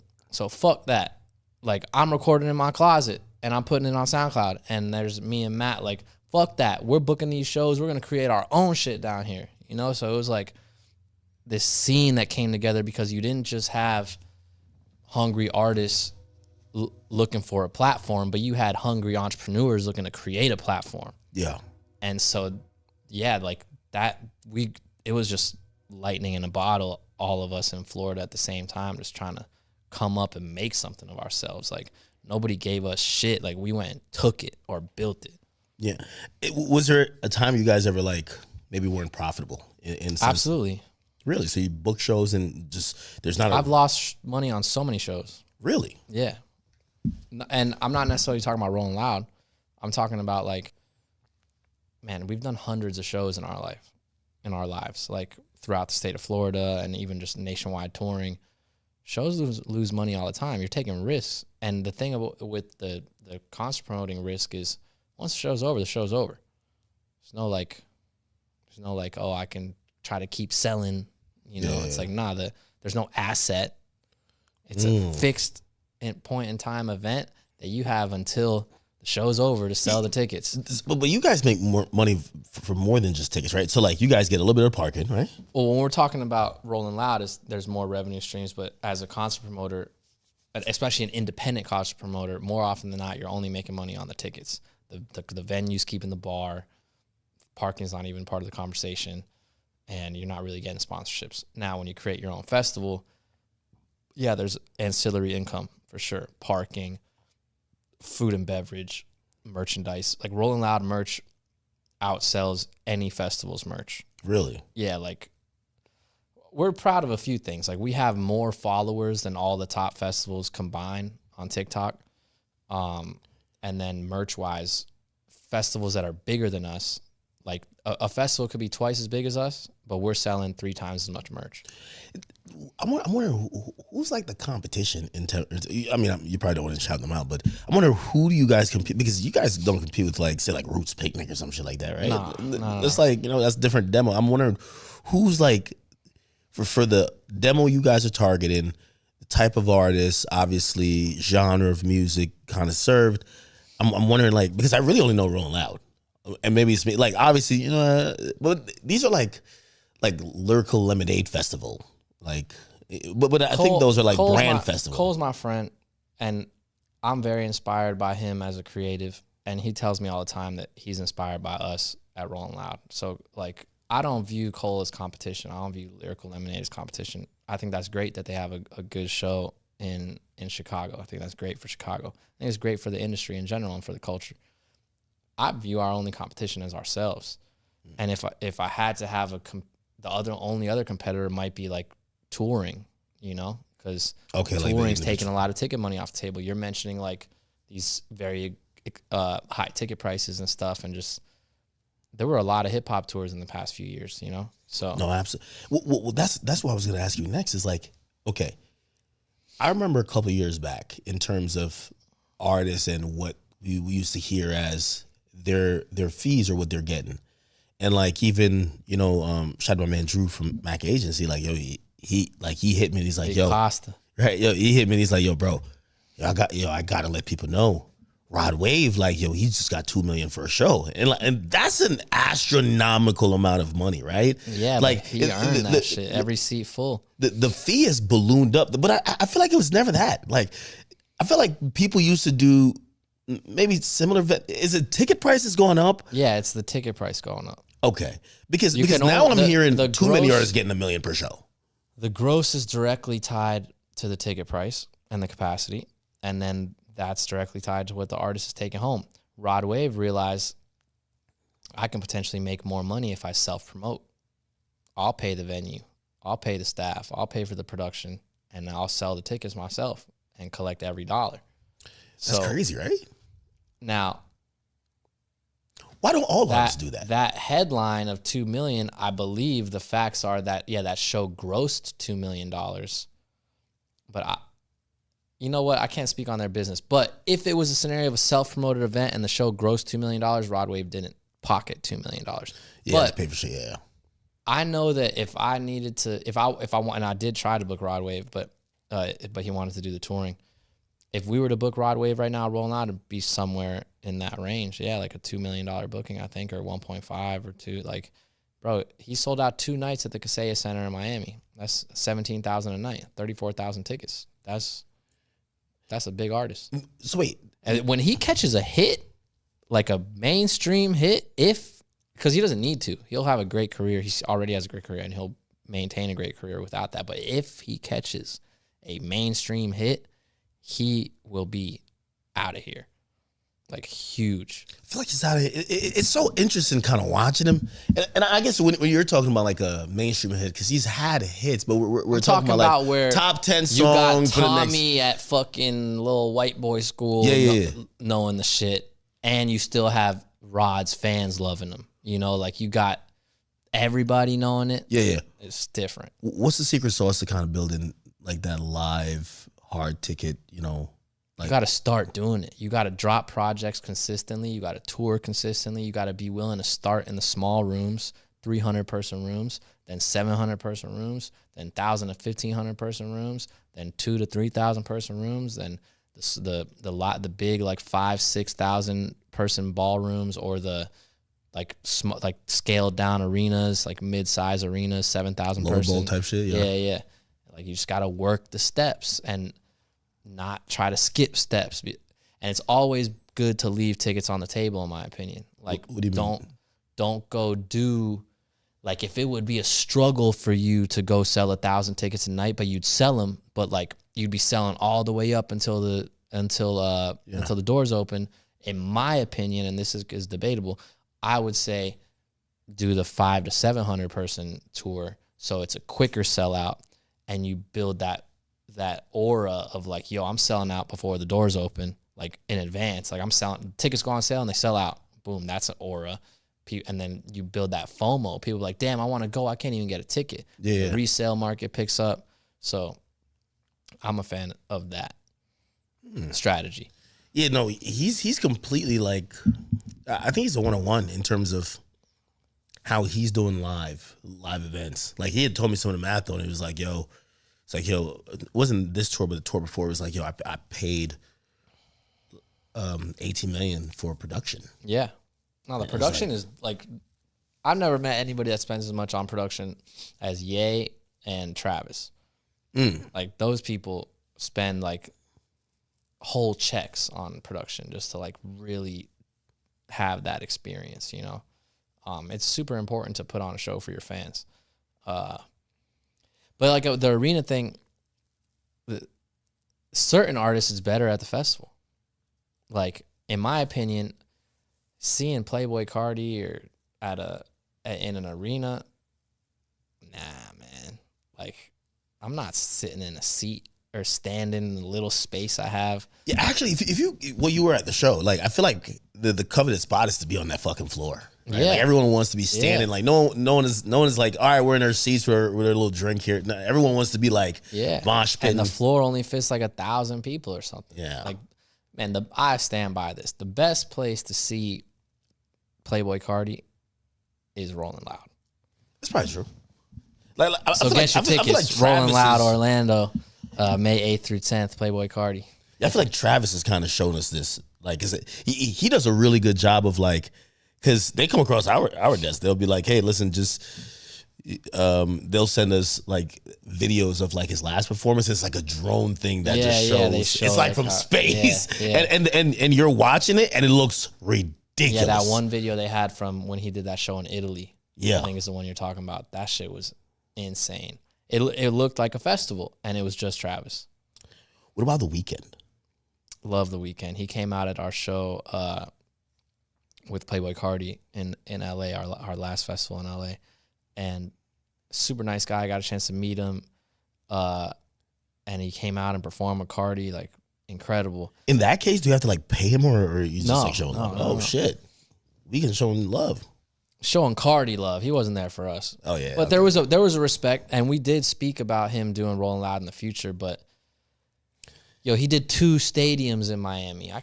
He's he's an expensive ticket, man. Yeah, and maybe one day, but they came out with this whole thing where like his fucking tour did like $1 billion in like a couple years. He's been on the same tour, like $1 billion. Like, what the fuck? Like, he's just printing cash. Shout out to Cash XO. Right, well, shout out to XO overall. Damn. Let me see. What else? What else was? I feel like I'm missing some of the lore of Rolling Loud. The person you'll never work with again, based on maybe like a bad, like it was just horrible. Like an artist? Yeah. I don't really have one of those. Oh, they did ask. Is it a possibility of seeing 6ix9ine on a future Rolling Loud? Should I speak on this? I don't have any issue with 6ix9ine, like personally. It's no beef or nothing. I think people think that. And I don't personally not book 6ix9ine because of the snitching stuff. I feel like he's always wanted to do it. Like, one time, I can't remember, Spotify had me doing some shit there. And I remember, so I have like a bunch of like passes, and he's like, it's like, I want to sneak into this bitch. Like, he just wants to, he's like, he desperately just wants to, and really wants to make a moment. I'd be down to talk to him, but it's not like. You think it's a safety thing? Like, you think they're going to jump him? Nah. To me, it's not about the snitching. Like, all right, the snitching thing isn't cool, but he's saying some shit lately about that. Like, and I don't know, whatever. To me, it's more about, and I would be open to hearing his side of the story about the thing with the underage girl. Really? Yeah. I thought that was kind of like already like. I don't know. All I know is there was a case with him and an underage girl, and I'm not. I don't. I have a daughter. I don't. So I remember I did his first interview, and that was one of the the things that people kind of ostracize him for. This is as much as I remember. He's hanging around with some older dudes. He's doing viral videos. Like, at the time, they bring like some girl over, and they start shooting videos with the chick, and they're trying to go viral or whatever. I don't know if the girl lied to them about the age, but he's in the videos, and apparently he was charged. Say he didn't have a lawyer, whatever. I don't think he had to like register as like a sex offender or anything like that. But he had like a whole explanation. I thought you were gonna mention something like newer, because I feel like that's a thing that was at the beginning of his career, where like I think people were either gonna get past or buy into whatever explanation you had, or we're just never gonna fuck with you again. So usually later on, I've heard people mention, will you beef with everyone, or bro, you snitched. There was a point. I'm saying like, there was a point in time where the beef like was real, like not between us, but like I was afraid that there was something would happen at the festival. I'm not gonna say we'd never book him, and I wish him the best right now while he's locked up. I don't pray negativity or harm on anybody. I don't know. I've got nothing. I don't know. Maybe we'll book him one day. And this is no disrespect. Personally, I'm not a fan. Like, I don't know. I'm not a huge fan of his music, but if there was fan demand, you leave the door open for potential, like, thinking about it. Yeah, I guess, but I don't know. I was in the past, I was super adamant about not booking him, and in hindsight, I don't even remember the exact details. If it was the snitching, if it was the girl thing, but the thing that stuck with me the most as time has gone on was the underage girl thing, and maybe I didn't look into it enough to see like all the details, because you the way you just explained it, maybe he really didn't know. I mean, like, what's the basketball player's name with the hair, plays for the Bulls? Who, white guy, long hair, plays for the Bulls.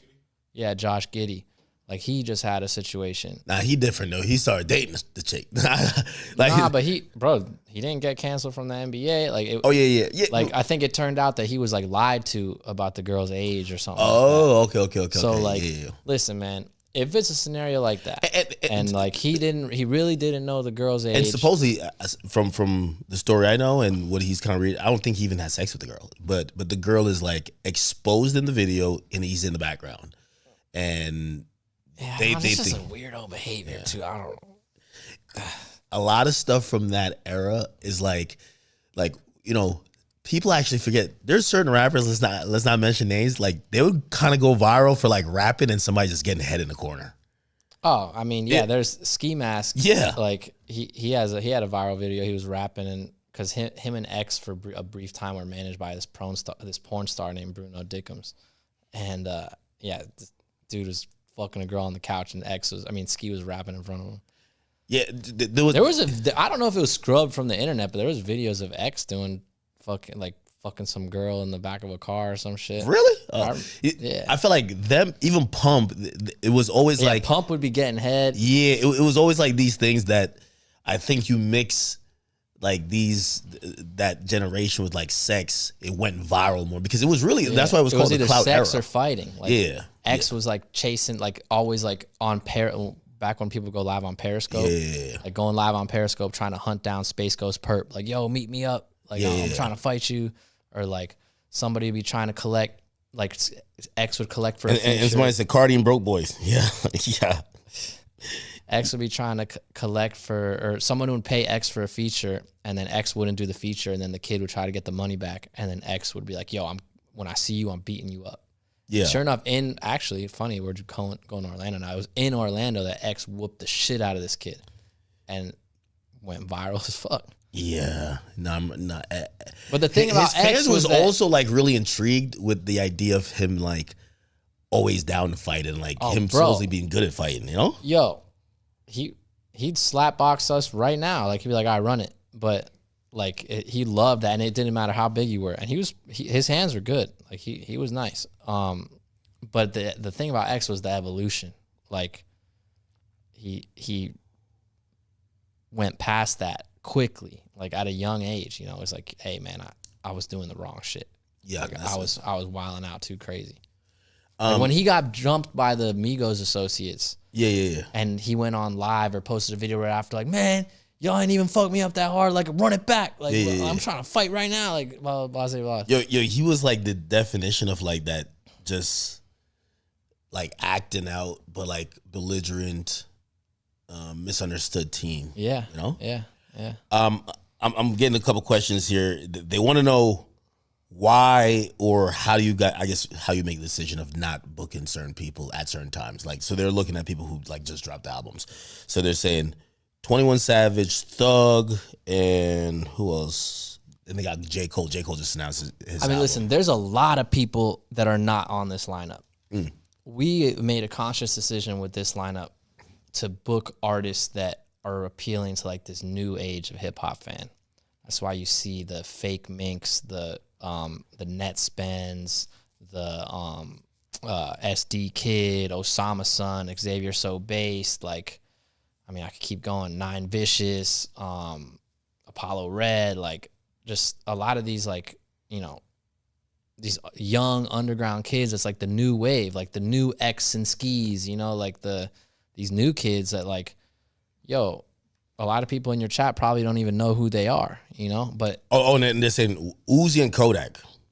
I think they feel like if it's in Florida, Kodak got to be there. So what I feel like is, if we want to stick around and evolve as a festival, we can't just give you the same lineup every time. And the funny thing is I used to see comments all the time in the last few years like, "Oh, this lineup looked the same as last year. Oh, this lineup looked the same as last year." Yeah. So we made a conscious effort to bring a lot of new shit. 2 out of the 3 headliners have never headlined, and a lot of the artists on the bill have never performed at Rolling Loud. And now that we do that, you got people like, well, you wanted something different, didn't you? Yeah, you know what I mean?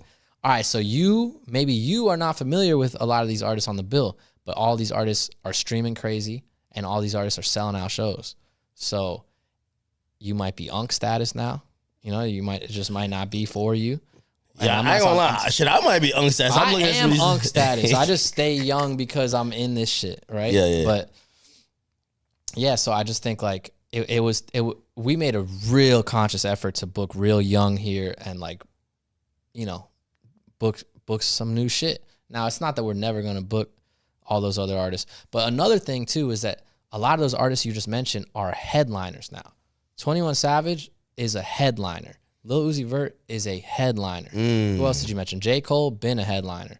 Yeet, in my opinion, is not quite a headliner yet, but he would maybe argue. Have you guys tried him as a headliner yet? He actually replaced Carti in Thailand when Carti didn't make it to Thailand. But we've never headlined Yeet in the States. You could make an argument that he's a headliner, though. I know he would make that argument. For some reason, they also keep spamming Gunna. They want Gunna, man. I don't know. People love Gunna. We love Gunna too, and I'm not there. There may be a situation where there's Gunna on Rolling Loud soon. We love Gunna. Sometimes it's just working out details, you know. Is G Herbo? What about G Herbo? Love G Herbo too. He's not on the lineup though. He had a great year. Again, we just made this conscious effort to do. Your fans are so like fickle. Someone's like 21's not a headliner. He fell off. Yeet's a headliner. The guy just dropped an album. Like the guy dropped his album with Drake, drops his own album. Like he hasn't gone on another tour ever since the like record breaking tour. It's a Blur. Like how did he fall off? You know what I mean? Like do you guys have that? Like when you're thinking about artists, are you guys looking at like, this motherfucker fell off? Like, or maybe what they're asking for. Do they go down on their price at times when they realize they're not hot? I haven't had too many experiences with an artist going down on their price. But to finish my statement about the headline, it's like I can only have 3 headliners. You know, the real headliner, like closing the main stage, there can only be 3 of them. And we chose Don Toliver, Playboy Carti, and NBA Youngboy. Is J. Cole a great headliner? Yes. Kendrick? Yes. Travis? Yes. Uzi? Yes. One that I've never had that I've always wanted to book, Tyler, the Creator. There's a lot of great headliners out there, but you can only have 3, you know? And a lot, so they look at our 2018, 2019, 2017, like all these past lineups of ours where these artists that are now headliners were on the line under the headliner, and they're like, look at this, like, get back to this. And it's like, bro, that's not possible from a money perspective, but also from an ego perspective, from a status perspective. Like everybody wants to be on the top now, so it's like they're gonna wait until we give them that offer to be top dog on the flyer. And so like that's the other thing is like there's a meme. It's like, yo, I wish somebody told me it was the good times when we were in the good times, right? True. So it's like, yo, enjoy this shit while it's here, because eventually, just like how it was back then, all these artists on the bill right now, they're going to grow and they're going to become headliners and they're going to get too big to all be on the same bill again. So like, that's true. That any time Rolling Loud delivers a lineup, you run that risk. Like artists grow up the flyer, and eventually they get to the top. And then as more elevate to the top, a new crop needs to elevate, you know? So that's why the lineups keep changing. Hey, anything with Norm, thanking for the 10. Wait, also, is Rolling Loud owned by Live Nation? How does that work? Nah. So we did a partnership with Live Nation and Insomniac in 2020, but there is a ownership stake, you know, that they have, but they don't own the whole company. Matt and I still own half the company. Okay. And would they facilitate? They're part of the ecosystem in putting the show on, though. Yeah, because you guys pretty much use their venues and stuff. Like are all these stadiums their venues or no? Camping World Stadium is an independent venue. Hard Rock Stadium is an independent venue. And we primarily have our own staff that, you know, works for us. And if it's not our staff, then it's vendors that we hire. But we're pretty much like our own self-contained unit. Do they help fund? Like, because I would imagine, like, if you need $16 million, like, are you coming out of pocket with like no, for this? No. There for years, like the first few years, you know what? I don't really want to get into that, but that's a good answer too. But I will say, like the first few years, Matt and I, we had an investor, and then we went a couple years independent where we were just running on cash flows of like, so 2018, 2019, Matt and I were totally independent for the Miami show. We had done a joint venture with Insomniac to grow outside of Florida, but we kept full ownership of the Miami show. And those 2 years we were like, everything was on the line. So like we'd have to get ticketing advances from ticketing companies and then just sell tickets and, you know, do pre-sales and all this shit from cash flow to make the show work. Like, and we didn't have money like that. Like we were putting it together. Yeah. But yeah, now we have a good partnership. So yeah. I didn't want to know why Lil Baby ain't on the list. Yo, Jesus, yo, Ken Carson, they're spamming Ken Carson. Jesus Christ. Ken Carson's a valid take. I would say Is he a headliner yet? So no? That's like, he's like right at the brink, right? I'd say like Ken Carson is getting there. So it's like right there with Yeet, almost. Right? Yeah. So, I think Ken's next. I'm reading the chat. Who says I'm on my phone reading what you guys are saying. This is live. Go ahead. I think Ken is like his next Rolling Loud will probably be headlining. Is Ski Mask on it? They're asking.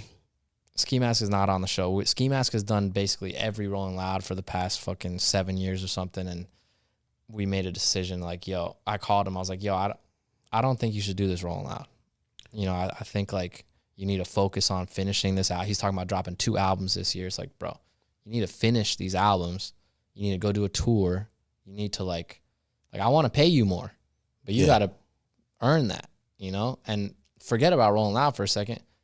Just focus on you for a little bit, you know? Yeah. And also, you can always do Rolling Loud anytime. You know what I mean? Yeah. It's first of all, if you want to just pop out, he can pop out. But I want the fans to miss him at Rolling Loud, you know? I don't want you, it's not like you shouldn't go to Rolling Loud and just expect to have the same artist every time, and like it makes that artist like less desirable too. It's harder for, even though Ski doesn't have a hard time selling tickets, but you make it harder for the artist to go sell tickets if people are like, oh, I'll just wait till they're at Rolling Loud, you know? That's true. So they're asking about, did you guys think about Fetty Wap? And also tried booking Fetty Wap. Shout out to his cousin Fuzz. He's taxing?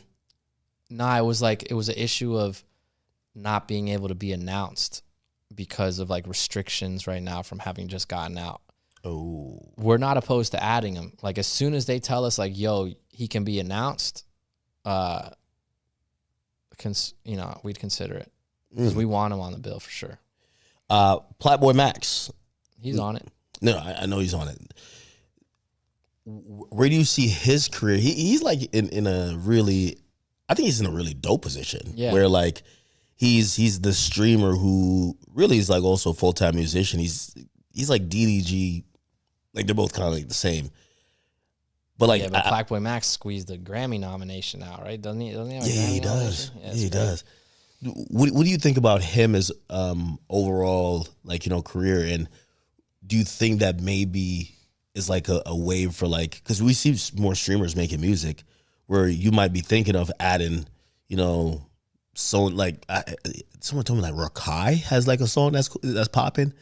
Like, are you looking at streamers who might make music now? Like, I mean, Aiden Ross got a goddamn song who would cuff him and say, like, are you looking at streamers now or no?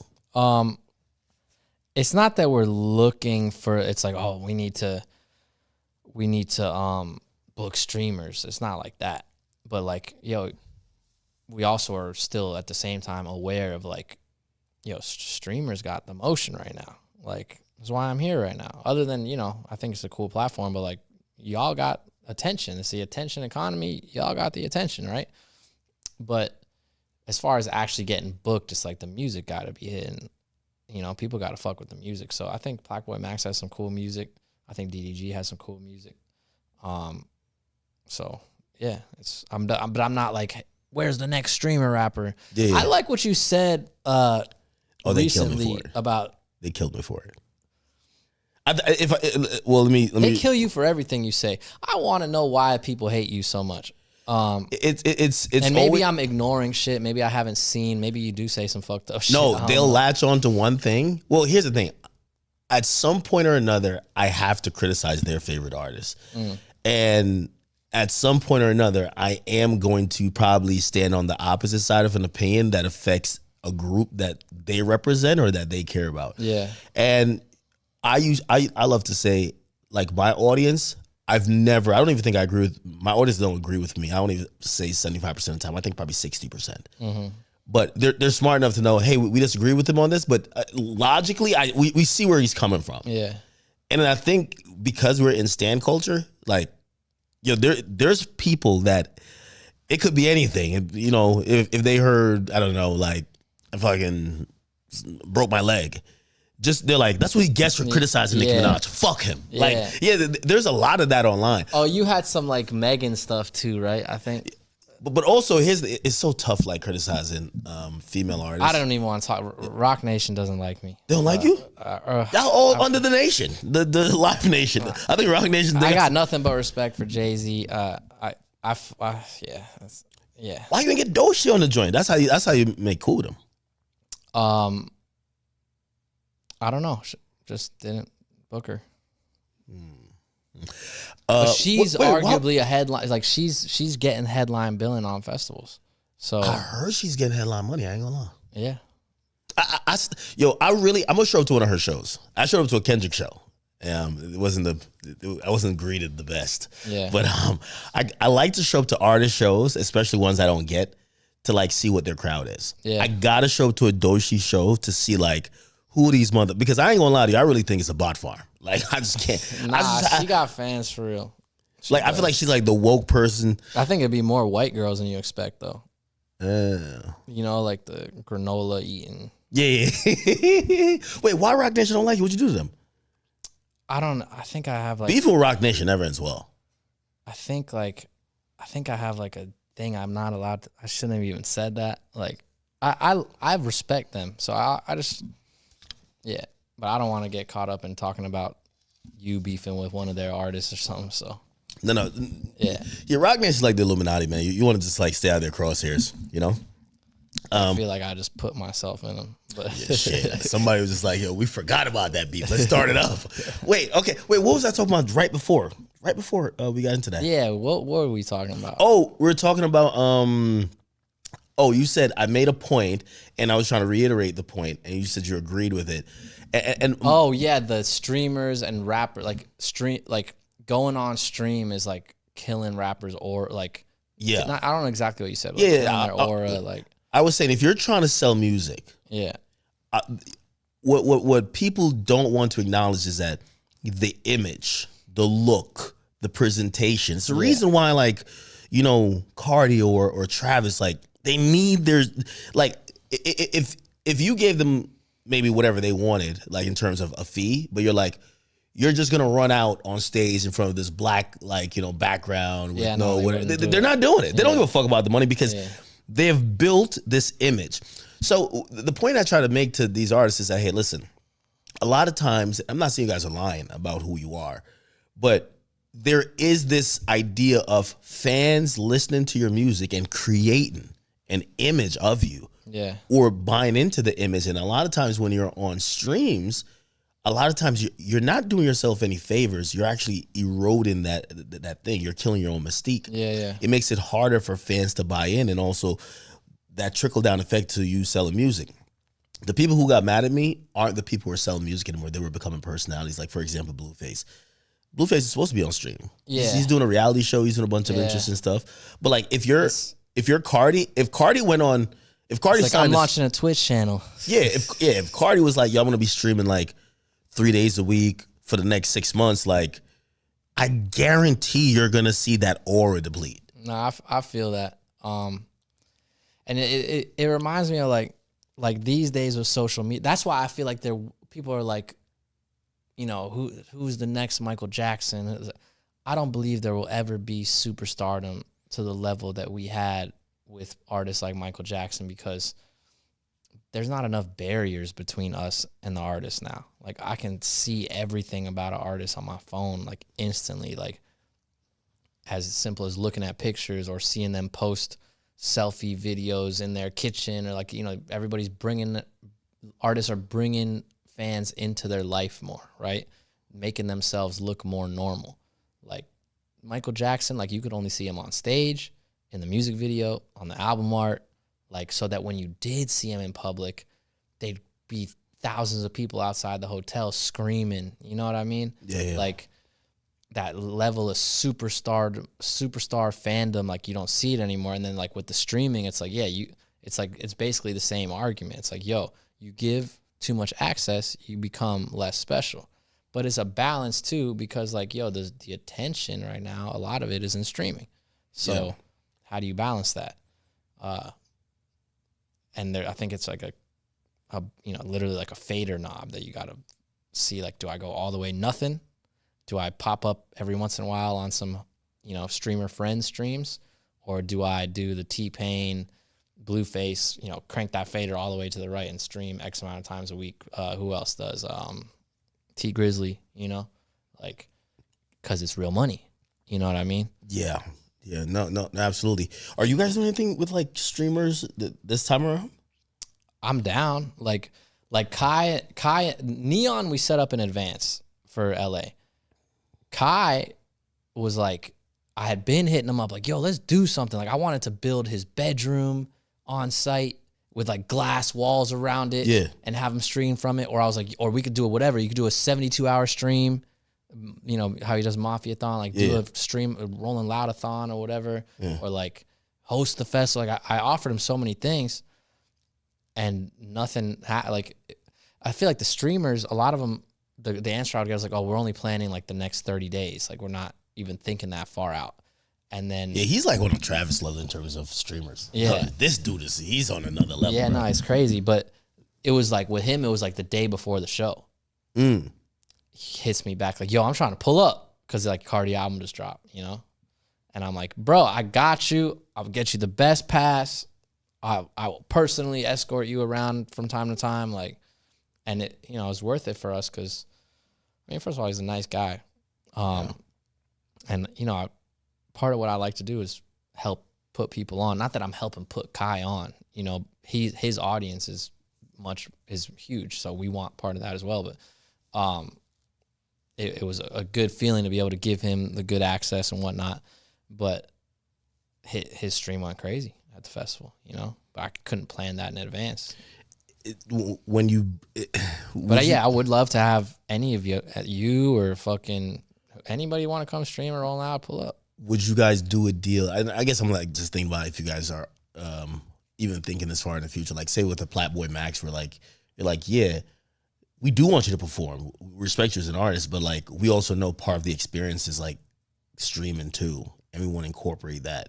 Yeah. I keep trying to like I want, like, I try to do, like, these holistic deals. Like, yo, you know, let's announce the lineup on your stream, like, shit like that. None of that has happened yet, but yeah, I don't know. Our core business is selling tickets. So it's like, we have to, if we're doing these partnerships with streamers, we always try to figure out a way to tie it back into, like, people are going to buy tickets because we're doing this. Otherwise, until the tickets are all sold, like, that, I don't even really want to think about it, you know? And that's a short term minded thing, because long term it's great to have the streamers at the show because it's going to make the brand bigger. But that's my trade. It's like, yo, do something before the show on your stream, give away some tickets, or, you know, do something so that we can gain ticket sales prior. Yeah. No, that's interesting. May 8th to 10th? Yeah. I'm in there. Come on. I'm in there. Listen, you know, I got to come. Being able to see YB, I'm definitely in there. I already told the homies, I'm like, all right, I guess we're going to Orlando. Seeing YB and Carti, I would love to compare both vibes. I would love to see how, you know, and obviously Don Toliver too, all 3 days, but, like, really just kind of to be there. I've been a Rolling Loud, haven't ever like really soaked in, pause, like the entire day, where it's like you're kind of watching like people move around in like this really unique way according to their taste, but it's also kind of like they're at like a resort. They're at it's a feeling like there's so many things other than just the music to do. Yeah. Right? Yeah, we got activations all over, Sometimes we have basketball courts, skate parks, tattoo parlor. Like we do all types of different shit at different shows. Rides, Ferris wheel, like just like cool shit you could do. And plus the food, drinks, just like hip hop Disney World, man. Yeah, no. I'm definitely going to be that. I'm hoping that this probably encourages more, because you got to bring it back to New York, man. Actually, New York is probably that's probably worse Rolling Loud. Like an experience, because I heard the cops were like. So, one thing that sucked about New York was a 10 p.m. curfew. 10 p.m. Yeah, it's tough. What? Like I understand 11 p.m., but 10 p.m. is kind of crazy. Midnight's more ideal. But wait, they wanted people out of the. They wanted the music to stop at 10 p.m. or they will unplug that shit. And then obviously there was a scenario with taking artists off the bill and whatnot. Yeah. Which like made us look bad. But it's like, does that happen in other NYPD places? come to you and tell you, take these artists off your show. Try not doing that. That ever happened any other place? Like, no, never had that happen anywhere else. New York NYPD is like gangsters though. Like they run this shit. The hip hop police would literally come like a day before the show to like the site, the security site walk or whatever, and literally like introduce themselves to us, give us business cards. It says like. It didn't say hip hop police, but it was like something like that kind of like it was just like, yo, this is real. Like, no, yo, let me tell you this. But yo, they were nice guys though. Yo, hip hop nice cops is, they are good guys though. Yo, you ever watched American Gangster? Yeah, I love that movie. And also, arguably in my opinion, Jay-Z's best album is American Gangster. But love that movie. I would say Black Album, but yeah, one of his best albums. And it's also classic, definitely a classic album. Yo, hip hop cops, ever since I've known them, this is how they tell, because I live in Jersey. They're like, yo, there's that scene in American Gangster where he's talking to the other cop and he's like, yo, when you come across that bridge, call my phone. Yeah. Tell me, they're like, yo, when you gonna be in the city, just let us know where you're gonna be, And like, and it's not for them, what people don't realize about hip hop police, like they're managing the busiest city, and they know all these people that have beefs, and they're kind of like, they're not security guards, but they would like for not incidents to happen. So they'll know, like, let's say like Lil TJ and A Boogie, right? These guys don't get along. Yeah. They know, okay, they're booked over here, they're booked over there. They're not going to run into each other. If it's going to be a situation where something could happen, they'll like probably hit up the business owners and be like, all right, you might not want to do this. Yeah, they'll shut shows down. Yeah, no. Of course, they definitely have a hard policy on certain like gang members performing in certain places. They're like, nah, it's not happening. Yeah. Which I think that's why it sucks to do. I knew drill music could never last here. Yeah. Because you're never gonna perform a show in your hometown. Or I'm pretty sure they even shut down a sexy drill show.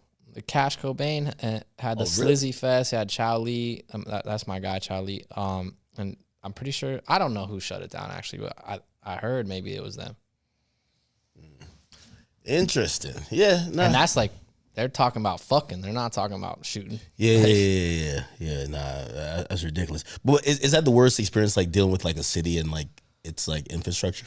Nah, the worst thing we ever had was in Miami in 2017 when we were at a public park called, like, city-owned park called Bayfront Park, and we did everything right. We booked the venue through the director of the venue, and everything was all good. We were announced on sale, and this local politician, Frank Carollo, saw like there was a law since it's a city-owned park that the park had a management trust of 9 people that technically were supposed to vote on every event, whether or not they're allowed to do the event there, even though they hadn't had a vote in like 10 years. So, and there's a lot of events there in those 10 years. So the guy's like, we need to have a vote for Rolling Loud because, like, he was basically like fear mongering, like, oh, they didn't know how big of an event it was going to be, and it's this big rap festival, and people are coming from all over the country, and it's unfortunately there's a racist element of Cubans in Miami, and like he, in my opinion, was part of that, and like, you know, was afraid of all these black people coming into Miami. And they shut it down. So they said we have to have a vote, right? So they call this vote, and we're like, fuck, like the vote has to be unanimous. I'm pretty sure. No, we just had to win 5-4. And we're like, yo, we need to win this vote or we're fucked. Like, we got all this money on the line, et cetera, et cetera. So we threatened to sue the city of Miami for $30 million. And hired lobbyists. I had to register as a lobbyist. That's when I started doing press. I had never done like an interview or anything like that. Yeah. I had to get media trained and like start going on NBC and all the local news channels, like just promoting that we're a fun, safe festival, et cetera, et cetera.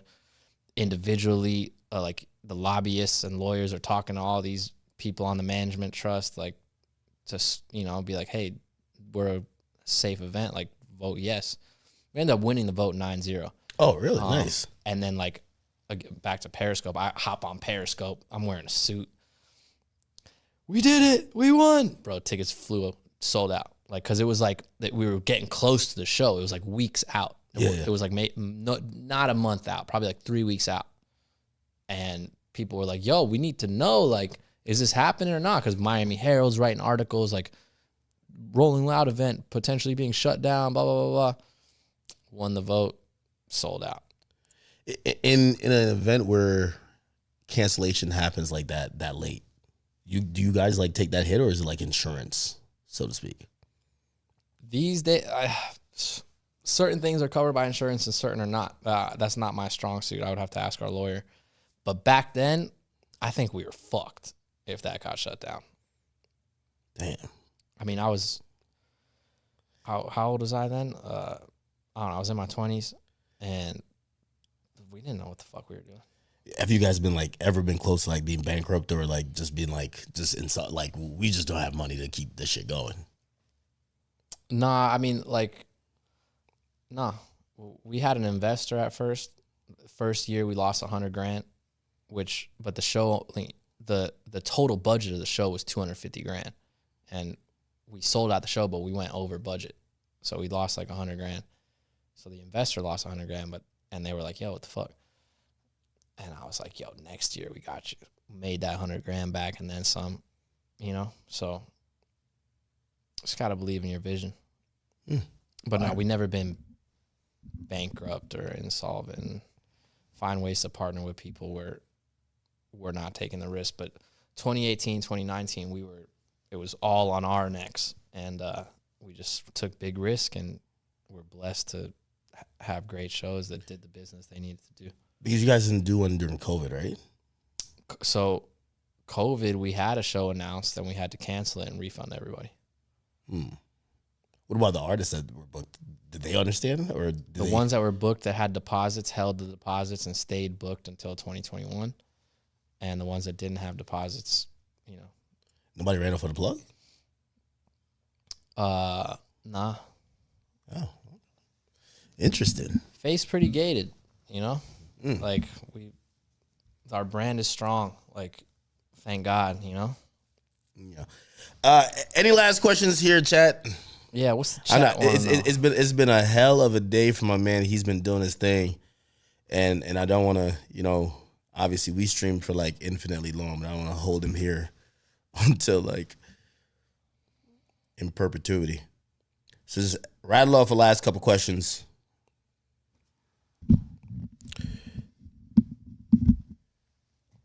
By the way, shout out to everybody on Kick who's watching. Shout out to everybody on Rumble. Okay, what are y'all talking about? That's my Mandami. All right, that's some New York stuff. Are y'all going back to Toronto? Was Toronto good? Toronto was lit. They built apartments where we had the show. And that was why we didn't go back the next year. I don't know. Maybe. Right now our focus is on For North America, it's this Orlando show, and then it's expansion outside of the States. I just did a deal in Tokyo, working on some more international markets. Definitely want to get to Africa, want to get into South America, Brazil, or somewhere, you know. What about Vegas? If we were to explore doing the Super Bowl model of a different city every year in North America, Vegas isn't a bad option. Especially because Vegas tourism is down right now. Is it? Yeah. Wouldn't it be difficult since like it's a younger crowd? It might not be the particular crowd that like. Nah, but they can still go stay at a hotel and go to a festival. They just they won't be doing. The younger ones won't be gambling and fucking going to strip clubs and shit, but they'll be going to the festival. Yeah, for sure. But you have a decent point there though. Like since we do have some younger fans, maybe Vegas isn't the best place for that.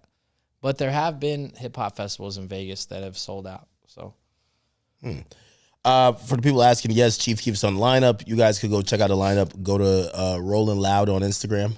And I think we're just Rolling Loud on Twitter, right? Yeah, I think it's Rolling Loud on everything. Yeah, you'll probably hear me talk about it a little bit as we get closer to it because I'm definitely coming. I'm gonna be up in there. Are we on YouTube too? Mm-hmm. Yo, YouTube, Rolling Loud. We just passed 1 million subscribers in the past few months. Subscribe. Oh, you guys put out like I always see the content where you guys like putting the Rolling Loud chain on everybody. Yeah. You still have that shit? Yeah. Oh shit. I want to start doing some new shit though, like, cause other people started copying the chain. And yeah, it's cool. You know, I was thinking like doing like ticket sales plaques. Like if and I don't know if it's got the wristband on it or what, but like we've sold enough tickets now that you could have done enough shows with us that you've been a part of 1 million tickets with Rolling Loud, and you could get a platinum Rolling Loud plaque, or you could get a gold one for 500,000 tickets. You know, because we sell so many tickets, it doesn't take that many festivals to hit 500,000 tickets. You know. Yeah, no, I'll be dope. Yeah. All right. Listen, we're gonna wrap this up. Any last questions? I think we pretty much hit everything. Did I hit everything, or has there been a few things that I missed? I wish I had my publicist in the corner. She'd be telling me like, "Yo, talk about this."